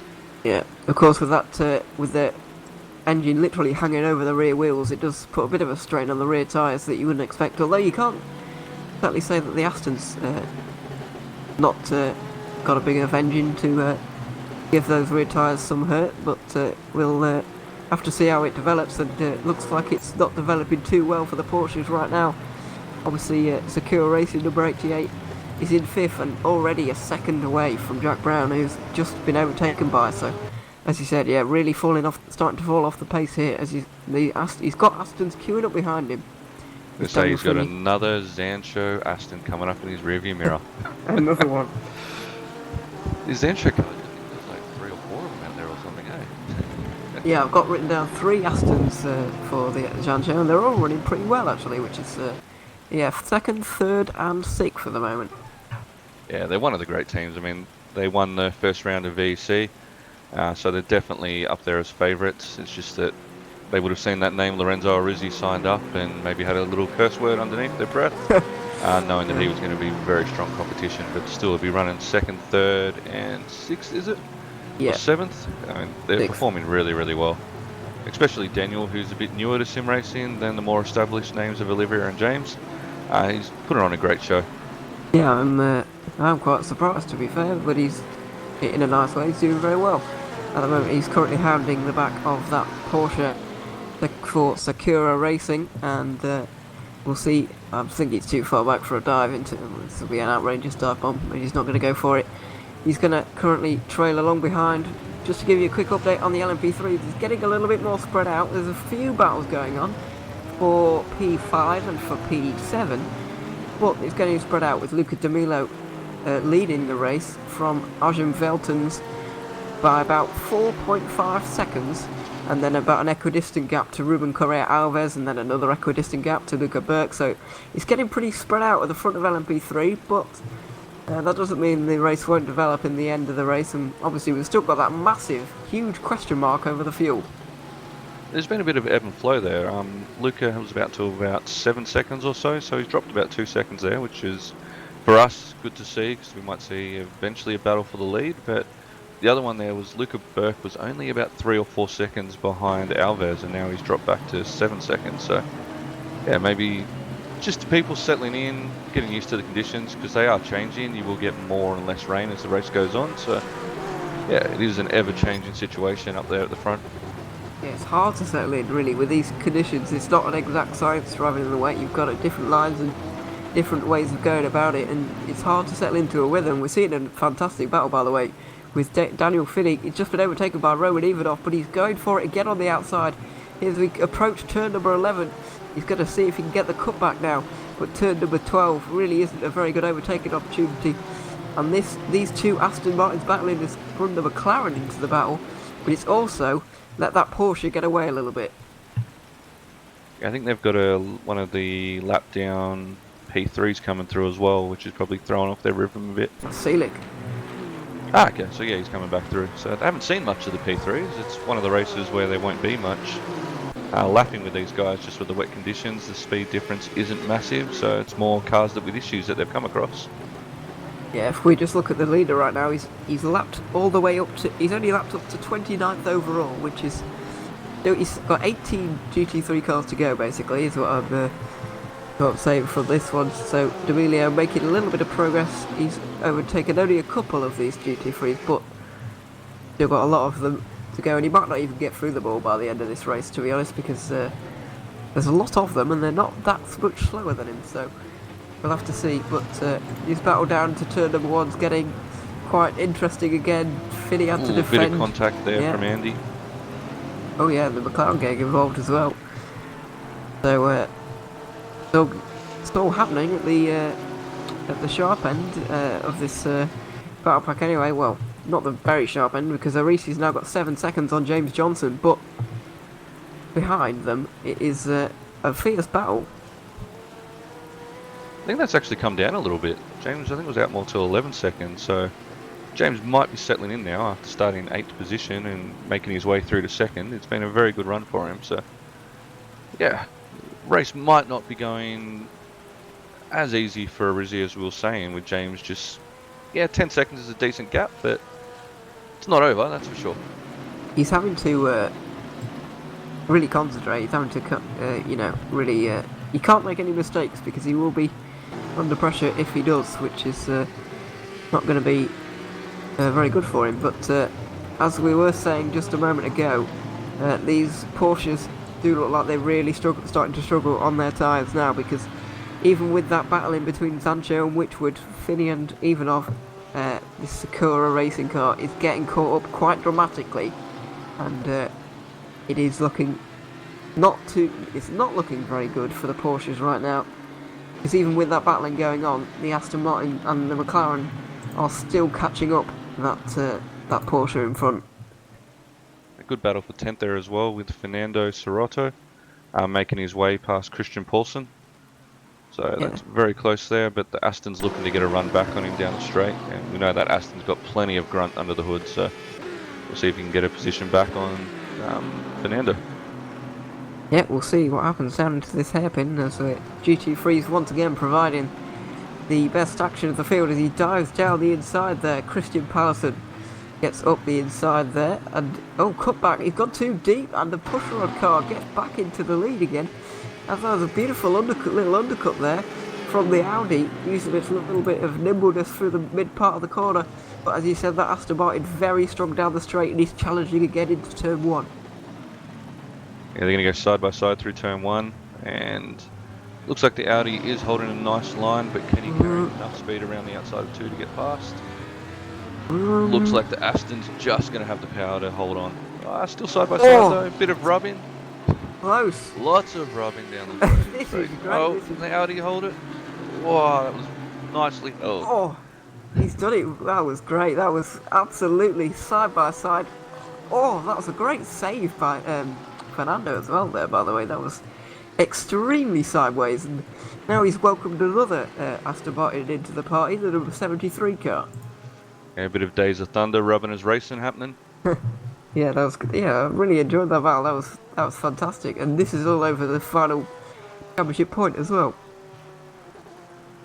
Definitely something to play for then, but I mean, these guys would be battling hard if it was for 26th.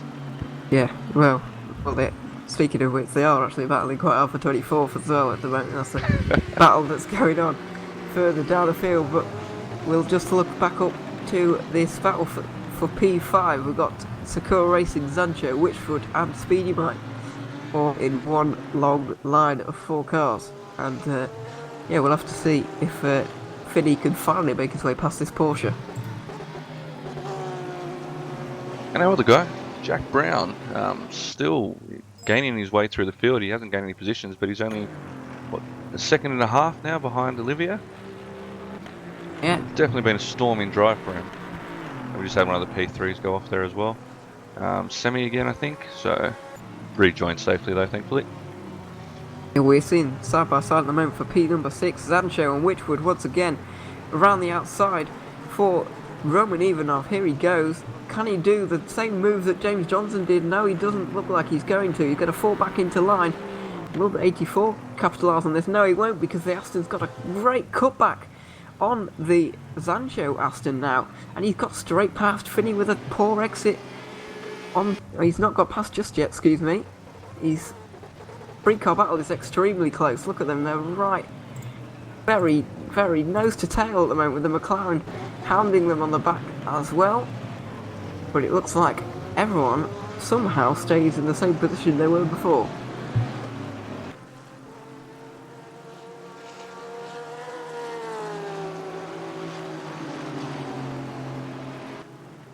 Just having a quick look through some of the field. Seems poor Yellow's having a bit of a struggle now as the conditions continue to worsen.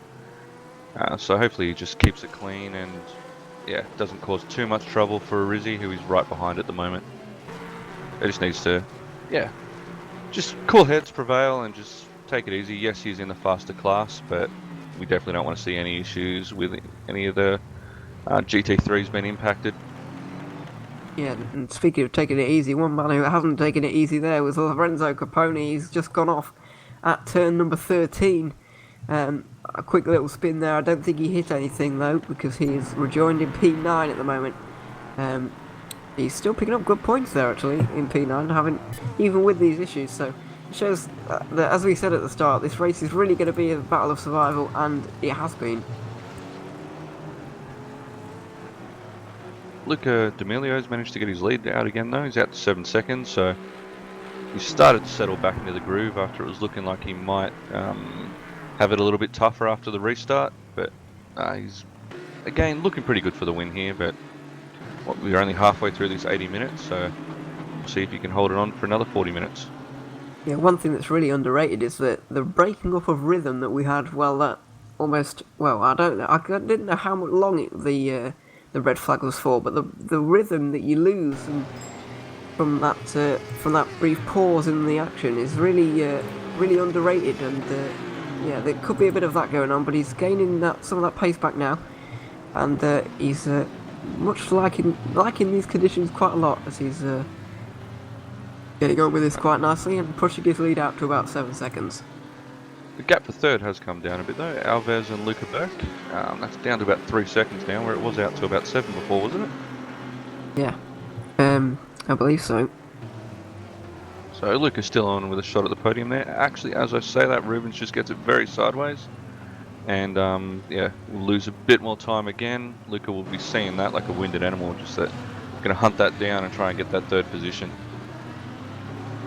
More problems for Yellow Binsbergen as on the run up to turn 4. He's actually stopped on the road, not really sure why, but he is stopped, and I'm not sure if he's got damage either. I didn't see any cars around him at the time, but we'll have to see. Yeah, I'm keeping a close eye on him right now if we need to come to caution or not. Oh, disconnected actually. Is he just showing there?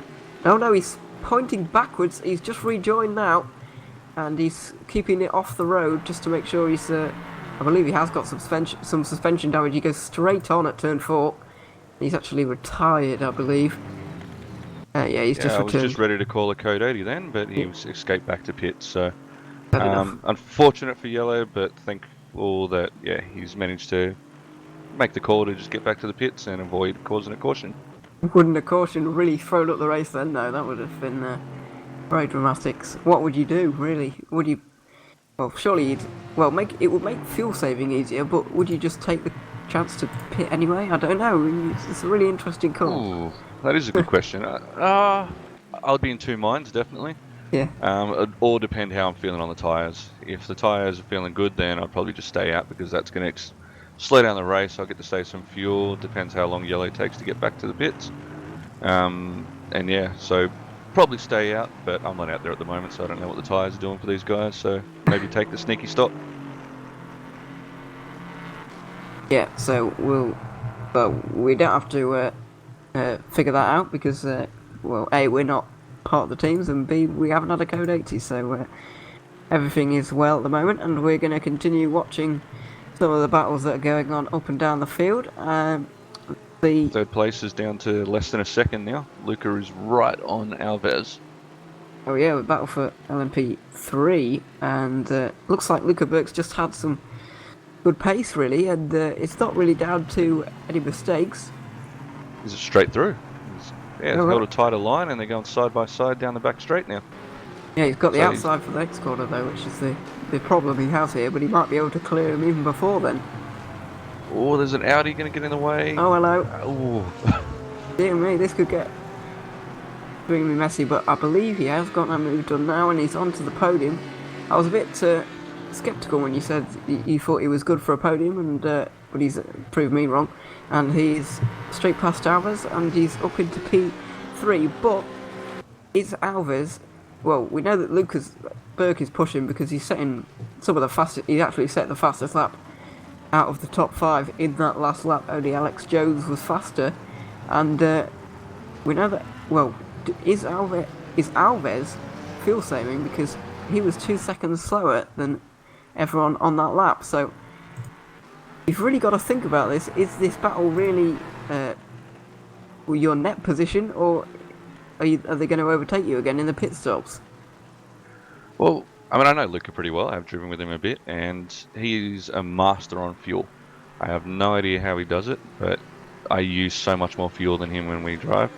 So I'm pretty confident that he'll go the way without needing to make a stop. So as long as those tyres hold on, he's one that, yeah, I think definitely won't be coming in for a pit stop. So, yeah, Velton's maybe under pressure here. And, I mean, as you said, with lap times, Luca D'Amelio was, 2 seconds slower that last lap as well. So we'll see how this plays out. The gap for the lead's it's actually just clicked under 5 seconds then. Yes. The P3 starting to hot up. Getting interesting now. P3 starting to really, close up, and there's a big bit of traffic going through turn number 9 right now. Mlinek and Jones are both battling their way through it at the moment as well. This is an interesting battle for P number 3 as well, as the traffic just separates them for a moment. The number 65 car, that's the Bustos E-Racing Gianluca Di Matteo in P number 18 of the GT3 category, and the number 22 of Mlinek being slowed down by the Caspian Motorsport Junior car at the moment, as well as he goes wide there and allows them all through, and he's lost 3 positions there. One of them was actually 4th position, so but it's really not benefited Alex Jones very much, as he has lost a bit of time and he's no longer up the back of Mlinek. He's just 1.3 seconds away. Now that's the Polo car that was up running in second earlier, so Gianluca's not quite having as good a time of it as the car was running before, but we still got to see if everyone else pits, I guess, and where it ends up. But yeah, having the P3s come through seems to just unsettle his rhythm a bit. Hopefully he can settle down now, but there's still a few more of them to come.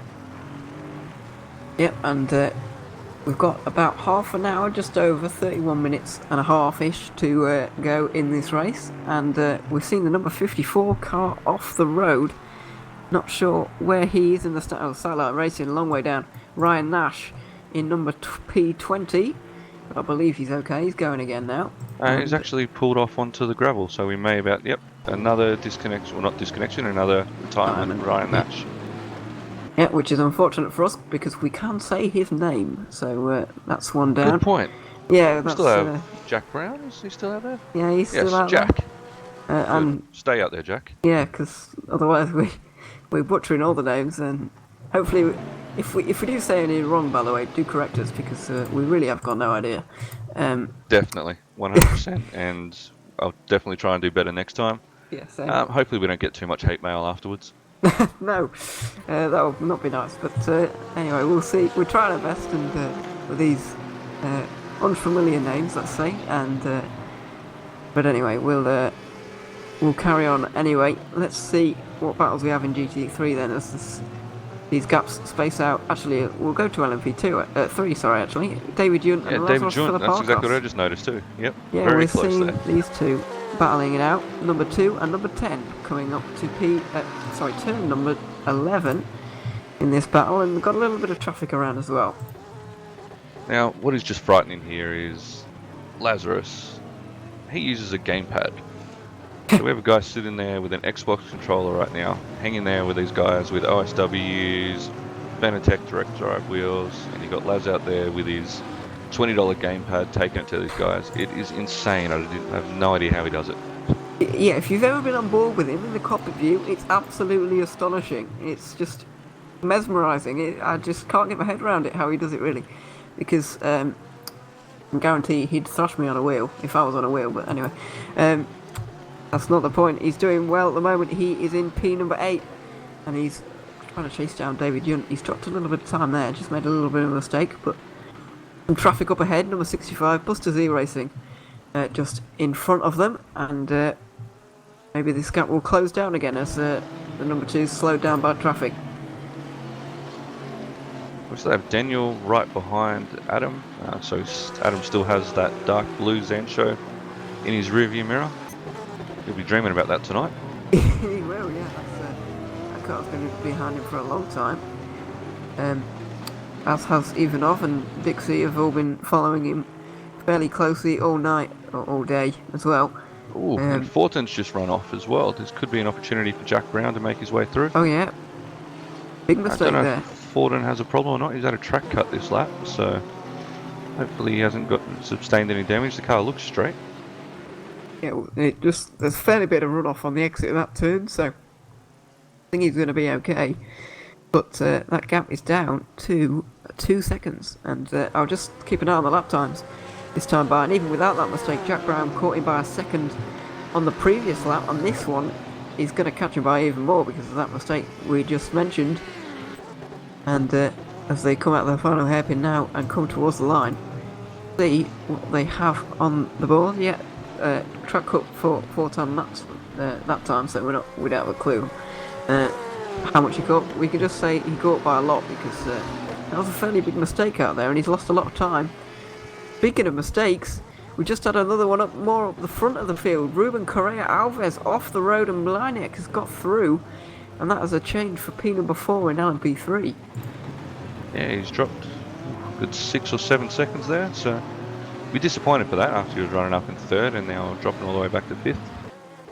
He can't afford that, particularly if he's playing the fuel game, because that just negates any gain you're going to get. Because, well, he's not too far behind D'Amelio. I don't know how far exactly he is, but I think he would make that up in a pit stop. Obviously, I'm working on the assumption that he is fuel saving. I could be wrong, but we'll have to wait and see. And this race really is going to be a nail biter to the end, and we'll really see if these cars can make it all the way. We could be shouting about nothing here because literally none of the cars split this race in half, apart from that. I think it was Buster Z Racing in a Porsche, the only car who came in. So maybe they are literally the only cars who can't make it on fuel. We could be shouting about nothing here, but we'll have to wait and see. And that's what gonna. They did a similar thing in pre-season actually. They pitted. All right. I think twice, where everyone else only did the one pit stop. So I don't know if maybe they're running like to split drivers up a bit more or something, because you can run solo in this series, so you don't have to. But yeah, maybe it's just to give the different guys a drive. So that's good to see that everyone gets a turn. But yeah, it was running in a really strong position before, and now it's sitting back a fair way. So we'll see how it plays out with pit stops, if they do or don't happen. Yeah, and that's the billion-dollar question, really. Will they happen or not? And two people that aren't really caring about this right now is the Sencor Racing and Sancho cars, because they're embroiled in this battle again.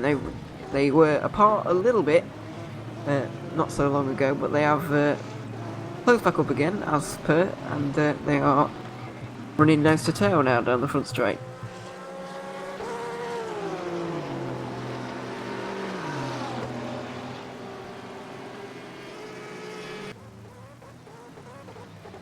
And Alexander Jones back to the P3. He's nice and close to Leinik as well. He, as I said that though, he did just get the tail out a bit and lost a bit of time there, so must have jinxed him when I saw that happen. Yeah, maybe.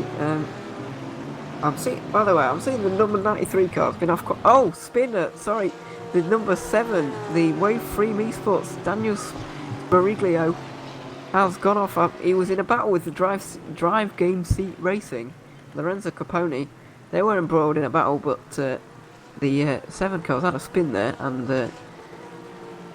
that's battle has been separated. But this battle for, I believe it's 4th now, with Alves, Marnek and Jones. They're about equidistant, and they're in the LMP3 class having a nice battle coming out. Sure, turn actually, number 2 Alves was behind Lanik before, wasn't he? So they've swapped positions at some point. Didn't see that happen.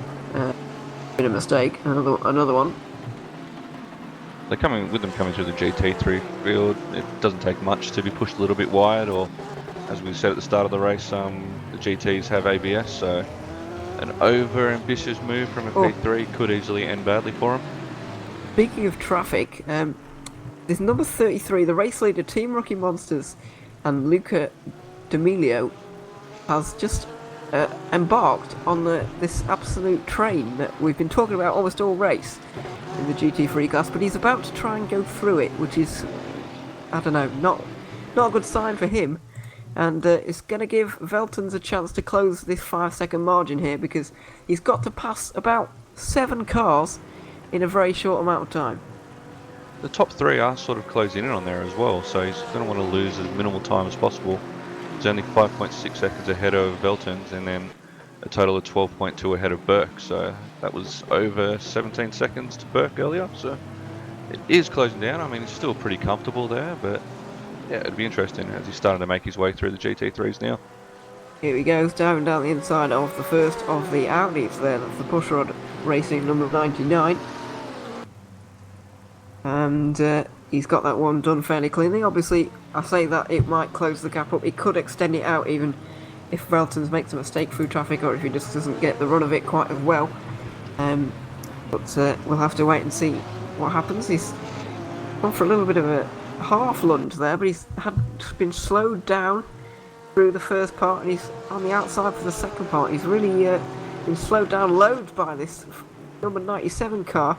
That's the GOT Racing Christian Pallison in that Aston Martin, I believe. There, he's been really slowed down by him there, and he's not going to be able to get it done at turn 4 either.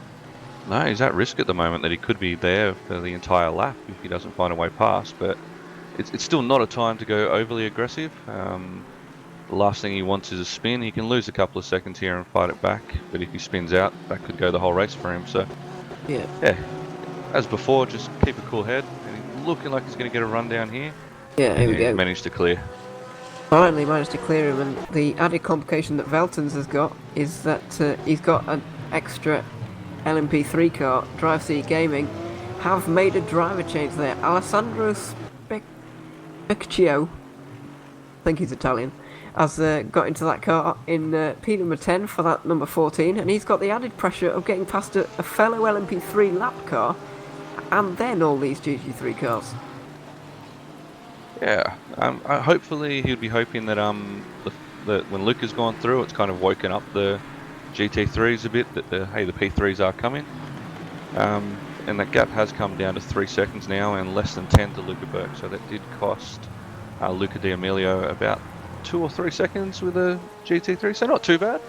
And like you said, they've still got to push their way through the traffic as well, so swings and roundabouts probably.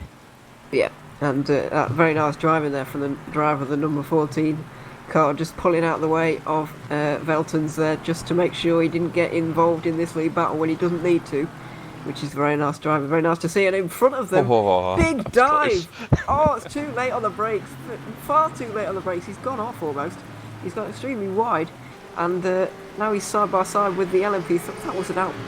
I've never seen such a long dive bomb. That was just so far back. I think he tried to go side by side. He was trying to make the overtake on the other Audi and overshot that and almost went for 2 positions in the one go, which, yeah, probably not by design, but hey, if he pulled it off, he'd be a hero. Yeah. Thankfully, no harm, no foul in the end. You've got to try these things. They're not going to come off if you sit behind, so you might as well have given it a go, but unfortunately it didn't quite come off there for the Audi, and he's going to have to regain that time again, as the lead gap is 3 seconds now. It came down to 2 seconds when the leader had to go through these little section of 3 cars, but it's gone back out again now, as the Felton's car has to come through them now. And 7 seconds back to Burke as well, so has closed up a little bit, but they still need to gain a bit more with 20 minutes here to go. That's actually gone quite quick that hour. Yeah, it has very quickly actually. We're less than 20 minutes to go now, which is getting to the business end of this race. And gaps are closing up quite nicely, which is good to see. Oh, that is very unfortunate. I expect to probably see a penalty come through there. Oh no, Yeah. Velton's. Aston Didn't Martin. see what happened there.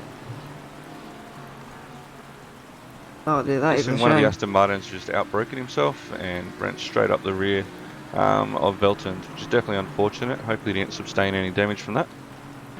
Yeah, it looks like he's okay. He's getting good. Oh, that could be messy on the exit with a lap LMP3 car as well on the inside of turn 13. Gets that move done, but Luca Burke is now going to be the one who has to try and chase down Luca D'Amelio. Didn't quite see what happened on that incident just then, but I don't think Veltons has any damage, but he has damaged his gap to D'Amelio. That gap is now got about 9 seconds to make up instead of about 3, and pit stops in GT3. So they did happen. There we go. Here we go. Yeah, it's Andy Dixie and Roman Ivanov both coming in. They are McLaren and Aston Martins, so it's not really a car thing, it's just a GT3 thing. These guys will have to stop. Very short stop, mind. He stopped for about 3 seconds. Splash of fuel. Yep.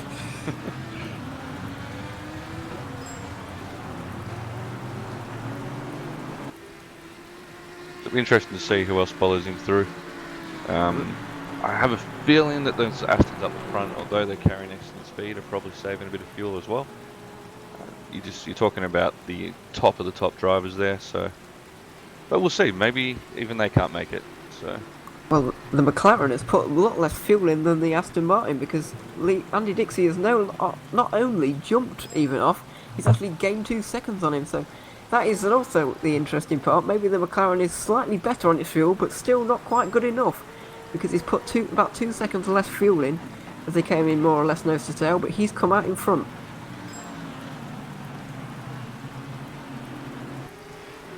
Did you happen to catch the car that actually rear-ended the P3? I was just trying to look through and find No, I didn't, unfortunately. exactly what happened there. So. Well, I didn't realise he had been rear-ended until he was in the gravel, so unfortunately I didn't quite see, no. But we can say that it has cost him dearly, and now just a second and a half behind Luca Burke. It dropped him a position. It's dropped him a lot of time as well, so we'll have to see if he can make it up. Well, maybe not quite enough time to fully make it and make a charge for the race lead like he was doing before that little incident.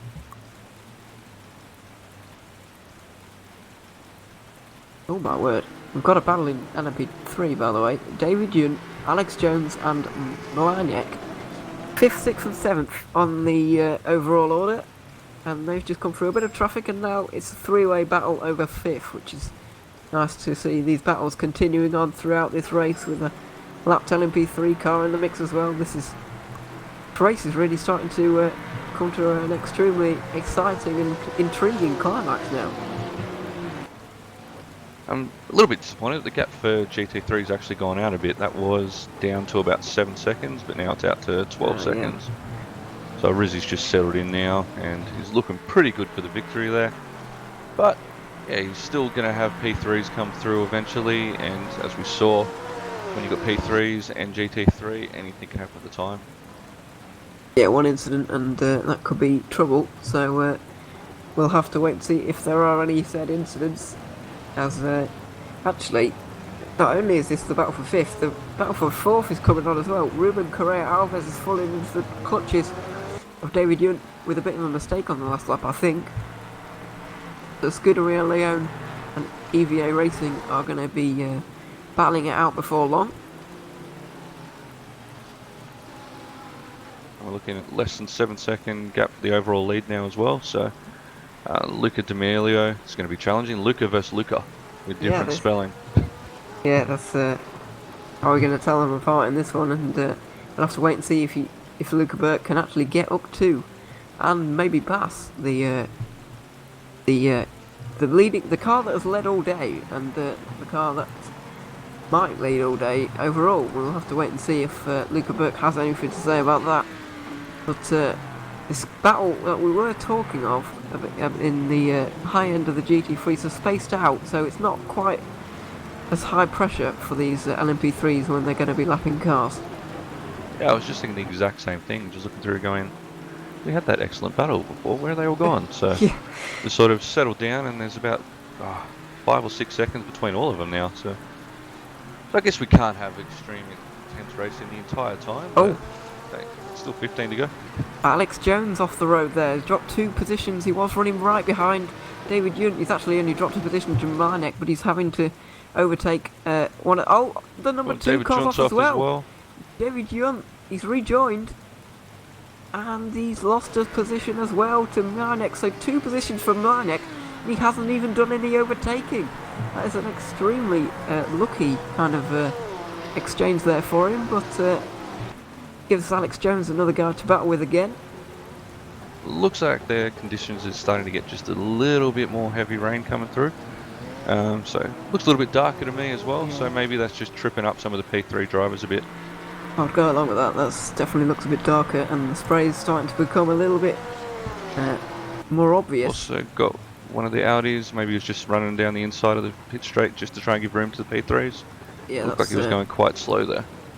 That's a satellite racing car, I believe, and they've had a terrible time of it, really. They're 7 laps down on the overall race leader and have been off the road quite a lot, and fortunately they've not had too good of a race, but nice to getting out of the way of everyone there, as is the number 39 car, which suffered a disconnection earlier on in this event. But anyway, this battle for LMP3 could be disrupted by another little string of traffic, about 3 GT3 cars that are going to come up to them in the next couple of laps.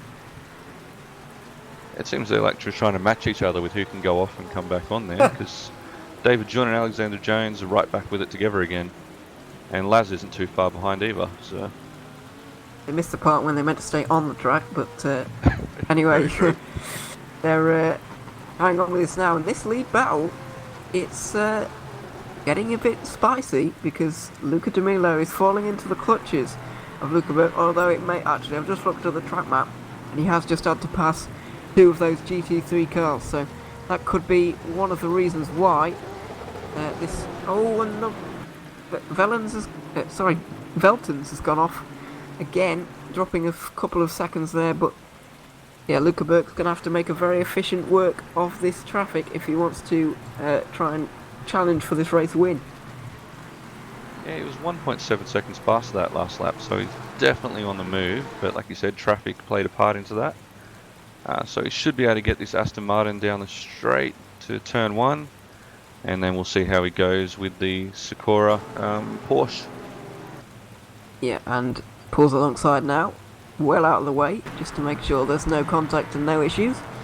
And that's a very clean lapping instance there for Luca Burke. That's very good in terms of his race, as he gets another one in the rear view mirror, and that gap's now 3.5 seconds. It is, well, 11 minutes remaining. Is there enough time for Luca Burke to really have a proper charge at this? I'm going to go with, yeah, I think this is going to be very close to the end. I mean, he gained still another 2 seconds that last lap, so with still at least another, what are we looking at, 5, 6, 7 or 8 laps? I'll just name every number there. Trying to do maths when it is 3 AM in the morning for me, so excuse my mathematics if they're not quite excellent at the moment. Yeah, my money's on we are going to have a close battle, or at least like 1 second or so between each other at the end.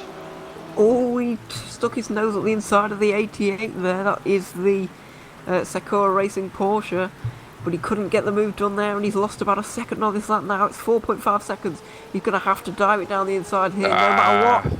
And he's not, it's side by side, and he's not done it again. This is even more costly for Luca Burke, and this could be putting pay to his chances of winning this race. Yeah, it's a little bit disappointing. I mean, in the racing brief, I did ask GT3s that if you do have a P3 on the inside, just to try and make it a little bit easier for them because it is wet conditions and they don't have the luxury of ABS. So it's a little bit disappointing to see Adam close the door there, but it looks like Luke is going to make his way through here now. So, Yeah. and no, actually, Adam just turned right into him then Oh, and has spun him off into the wall. that is. So Oh, that is not what we want to see at all. oh, dearie me. That is really bad news for Luca Burt, and he has hit the wall as well. That means he's dropped a position to Velton's, and that could be a penalty for that Sakura racing car, and yeah, that could drop them down positions as well. And unfortunately, it has put paid to our lead battle at the moment.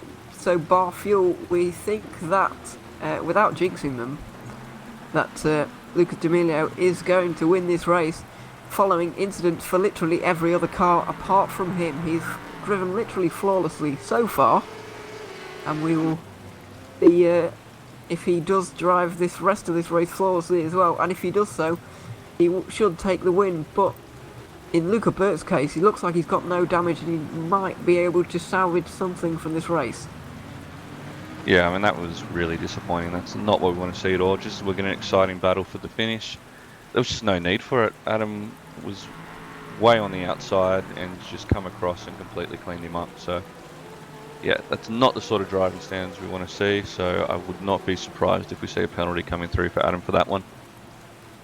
Speaking of Sakura Racing, the other car is embroiled in a battle right now with Andy Dixie, who stopped earlier for fuel in the McLaren, but he's struggling to get past that other Porsche here for P11.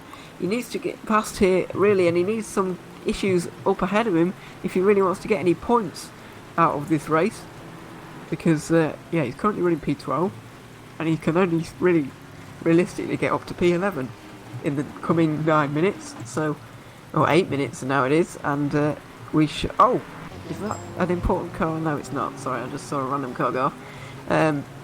But yeah, Andy Dixie's really going to have to get on move on here if he wants to get any points out of this race.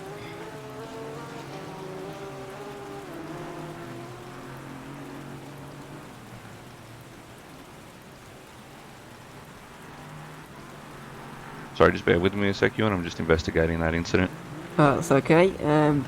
Oh, we've had another incident following. Oh, the number 50 car and Luca Burke's going to be back into second place here because Velton's has had an incident with a GT car. That's the number 67 GT3 car of... Just trying to find him down on the list here. And I can't, because I'm blind apparently. But the Luca Burke car, what a twist of fortunes in the last couple of laps. Because he's just dropped a position due to an incident, but now he's going to gain one back. Because Velton's has had an incident now, and yeah, this final few moments of this race getting a bit messy now, and some incidents starting to creep in as the lappery has to take place, and unfortunately some incidents are happening as the 67 is off again now. So that car, the Zancho car, Daniel Finney, who's had a great run all day, he's now been dropped into a battle with Christian Pallison in the number 97 Team Racing car.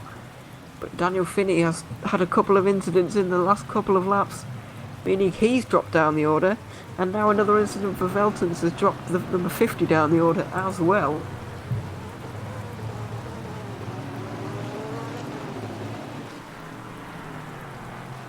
So, big drama coming towards the end of this race. 6 minutes left on the clock. We're just going to look where the leader is now.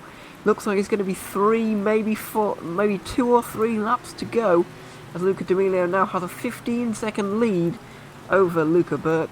Barring any issues in traffic, he should be able to take this one home. And barring any fuel issues as well, this could be that could be massive as well if that fuel game happens to affect anything.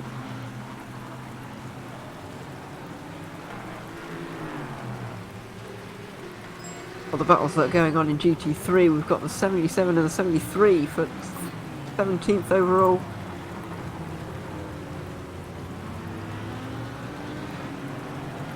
And it looks like Bushrod Racing Farron Grau has got into 7th in the GT3 category, but they've got 3 LMP3 cars coming up behind them, so that could really disrupt their battle, which would not be good for them. And looking up the inside there, easy, well, not an easy move, but it was a very daring move by one of the LMP3 cars, and now another one goes up the inside of the 73 Team Rookie Monsters car. Mantis Reckers, sorry, getting a bit, yeah, he's just getting dive bombed from every which way now.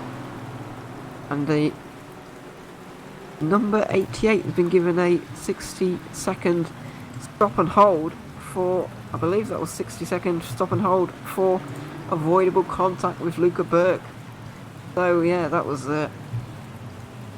not good. And this, oh, that car's in. Sorry, the 73 car into the pit lane.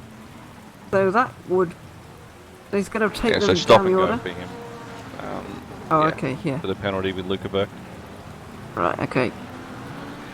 I understand now. I thought we might be having fuel dramas, but we're not. Still holding on for any fuel news that might disrupt this race, but looks like everybody's good from here. So, yeah, I'm not sure really how far these cars can go, but this is going to be a pretty good indication to us right here. It's been impressive for the GT3s to make it all this way. Yeah. Not really seen many pit callers coming at the very end here. No. I'm just keeping an eye on the pit lane to see if anyone is going to come in, but doesn't look like it. We're seeing going to look for some more battles. Andy Dixie and Arthur Escula in the Sakura racing car, and Witchwood Racing, Roman Ivanov also in this battle as well. So there's a 3-up battle for the final points paying position.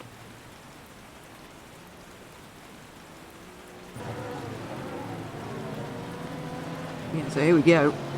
McLaren versus Porsche versus Aston Martin. This is great to see these 3 manufacturers going at it now. And there's also a battle for 6 going on further up the field, but we're going to keep our eyes on this one for this 3-way battle. Down the inside there goes the number 51 Witchwood Esports car. Roman Ivanov makes up a position there, and we're going to see if he can make up that one final position on the speedy by Andy Dixie McLaren. See if he can actually get any points from this event. Yeah, I'm sure Andy will be trying very hard to hang on to that final championship point. So 2 laps to go for these guys when I believe when these guys come across the line, because the leader is just coming through turn 3 now, which means he's going to get, oh, Spinner! Sorry, Spinner at the, I'm not sure which car that was actually, but at least a half spin. Gianluca, was it? It was a Porsche. I'm not sure which one though. And we had Jack Brown dive into the pits as well, so it looks like some GT3s might be tight on fuel. Yeah, we'll have to see about that one, see if any of them have any dramas, because by this point any pit stops really are unplanned. You don't want to be making a pit stop on the last lap, that's just a bit strange. So yeah, any pit stops at this stage are going off the playbook, so we will see if anyone comes in, but I don't believe they will, because everyone should be good from here. And Luke has been able to bring that gap down a little bit from where he got spun out, so he must be kicking it that, yeah, that incident happened. Yeah. I know I am, because I was really looking forward to that battle at the end there. That was really heating up to be exciting. That's multi-class racing, these things do happen. Yeah, it was going to be an extremely exciting finale, and speaking of exciting, we've got 2 Porsches battling through the sweepers right now, and in the middle of this is Andy Dixie and his McLaren. No, actually that's not him, but it's a different McLaren battling in here for P number 12, and these 2 Porsches have battled it out there, and yeah, I believe the Buster's E-Racing car was the car that spun down at the... Nick De Silva's just spun as well in the other McLaren. Just got a little bit too eager coming out of the corner. Oh, yes he did, out of turn 8 there. Yeah, that was Unfortunate for him, he's dropped down to P15 now. No chance of points for De Silva. But we've just gone on to the final lap here with the leader crossing the line.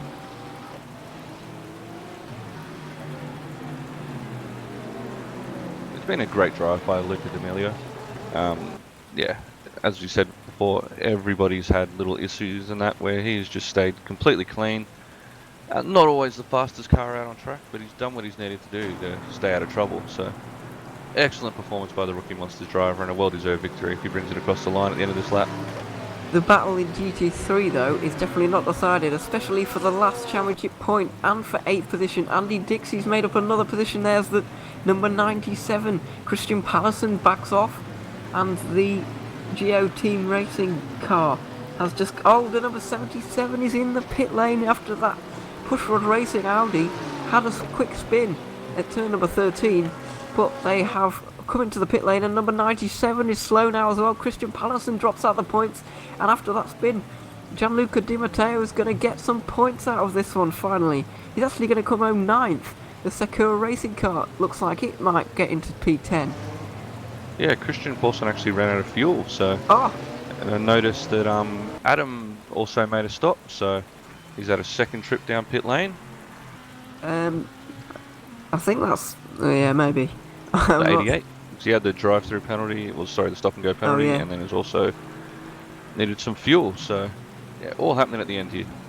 And also in LMP3, there's a battle for 4th position. Ruben Correa is having to defend here from Mlaniak, and he has just held on there in turn number 9, and he holds on through turn number 10 as well. But as he enters the back straight here and comes towards the hairpin for the final time, it's going to be a dominant victory for Luca D'Amelio. He's led every single lap this season so far, and in this race. And the 2 hours of Sepang in the virtual Le Mans series is going to go to Team Rookie Monsters and Luca D'Amelio, who wins the 2 hours of Sepang. What a brilliant performance. I mean, that was, just kept it tidy. Just stayed out of all the trouble, and, well-deserved victory. Great way to start the season for him. And Ruben Correa Alves looks like he's going to hold on in that battle. I think there's lots of other battling going down in GT3 as well, with Andy Dixie involved with the Speedy Mike racing car, Witchwood, Buster Z Racing, all battling in a really tight battle coming down to turn 14 as well right now. Hopefully everyone manages to keep enough fuel in the tank, but it is going to be tight for some cars by the looks of things. The guys that have been lapped are probably feeling a bit happy that they don't have to push that extra lap like Lorenzo and James at the moment. This is going to be extreme down to the hairpin, by the way. The Aston Martin defends down the outside. Comes the Porsche. Does he go all the way around the outside? I don't know if he can do it. No, I don't think he can. He's been pushed out on the exit there. And maybe the number 78 can get involved here, but no, he can't. It looks like it's going to be 7th for Dixie, 9th for Ivanov, 8th for Ivanov. And Di Matteo's going to get 9th for Buster Z Racing. But in the lead of GT3, it's, as you said, another lap for Arisi, which is not ideal, as he might not have enough fuel for this. Let's hope he does. The gap's down to 6 seconds, and it's falling fairly rapidly here. Don't tell me he's out of fuel. This could be a very tight finish. It still sounds like he's getting on the power alright, so... Well, might be just taking it easy, although it is a little bit light on the throttle there actually, so... A bit nerve-wracking here. It's down below 6 seconds for the first time since anyone can remember, really. James Johnson is really putting on a charge here. Maybe he's struggling with the fuel as well. We'll have to wait and see. I believe every other car in this GT3 field has finished. That are on the lead lap anyway. But as he rounds the final corner now, it looks like he's just about got enough fuel in the tank. It's just over 5 seconds now. The gap is still falling, but it's number 87, Wave 3 Esports, and Lorenzo Arisi, who's going to win the GT3 category here by just under 6 seconds from James Johnson. Will Aston Martin go 1-2 in the 2 hours of Sepang? Yeah, another great performance. Rizzi was definitely one of the favourites coming in, and he showed why. Brilliant drive. Also well done from James, starting 8th position and working his way up to 8th. working his way up to second, and of course Olivier Fortin in third, who was putting the pressure on Arizzi a lot at the start there, but unfortunately he got a bit unlucky with an incident there, and third he should still be pretty happy with that, although he may go to bed thinking of what could have been. Yeah, absolutely, and unfortunately that was in the cases of both the Speedy Mac and the Scuderia Leon cars in second and third, incidents out of their control really contributed to their demise. Really, they both had incidents with other cars, not necessarily always their fault either, but there's loads of stories of what could have been in this field. But going to round this broadcast off now by asking you, Sean, who was your driver? Who was your driver of the day? Who impressed you the most out of this 2-hour race? I'm probably going to have to go with 4 drivers, I have to say. I know that doesn't single it down too well, but yeah, you can't look past Luca D'Amelio and Lorenzo Arizzi. They both drove excellent, clean races, led the entire race, and through all the adversity we had with the server restart and everything, they just kept cool heads, and yeah, top performance. But then the guys in second place, both of them qualified a bit further down the field and managed to battle their way up to second. What could have been with Luca if he wasn't hidden by a GT, and the same for Veltons. Like you said before, both of them were sort of involved in incidents not of their doing, so that was a shame, but yeah. How about yourself, Ewan? Who would you name driver of the day? I think I'll go for Luca Burke actually, because in the first race he didn't seem all that strong. His pace wasn't as impressive as I thought it would have been, but he really bounced back in the second race and came through very strongly to get a very strong P2 in the end. And even though he didn't get the win that he might have been able to get if things had gone his way, then it's still a good start to the season, and he can build on it from here at the next round at the 2 hours of the Nürburgring. So I think he might be up there again when that race rolls around. Yeah, for sure. I think he'll definitely be switched on for that one. And seeing how close he got this time, that should just fuel the hunger and wanting to get out there for another good race. So that has been it for the 2 hours of Sepang, a race riddled with a red flag and some incredible action, both in the LMP3s and the GT3 classes. I've been Ewan Leary, commentating alongside Sean Jacobs. Thank you very much for everyone for joining us this afternoon. Hope you enjoy the rest of your evening, and I hope you can join us next week for the Virtual Endurance Championship. But until then, it's goodbye for now.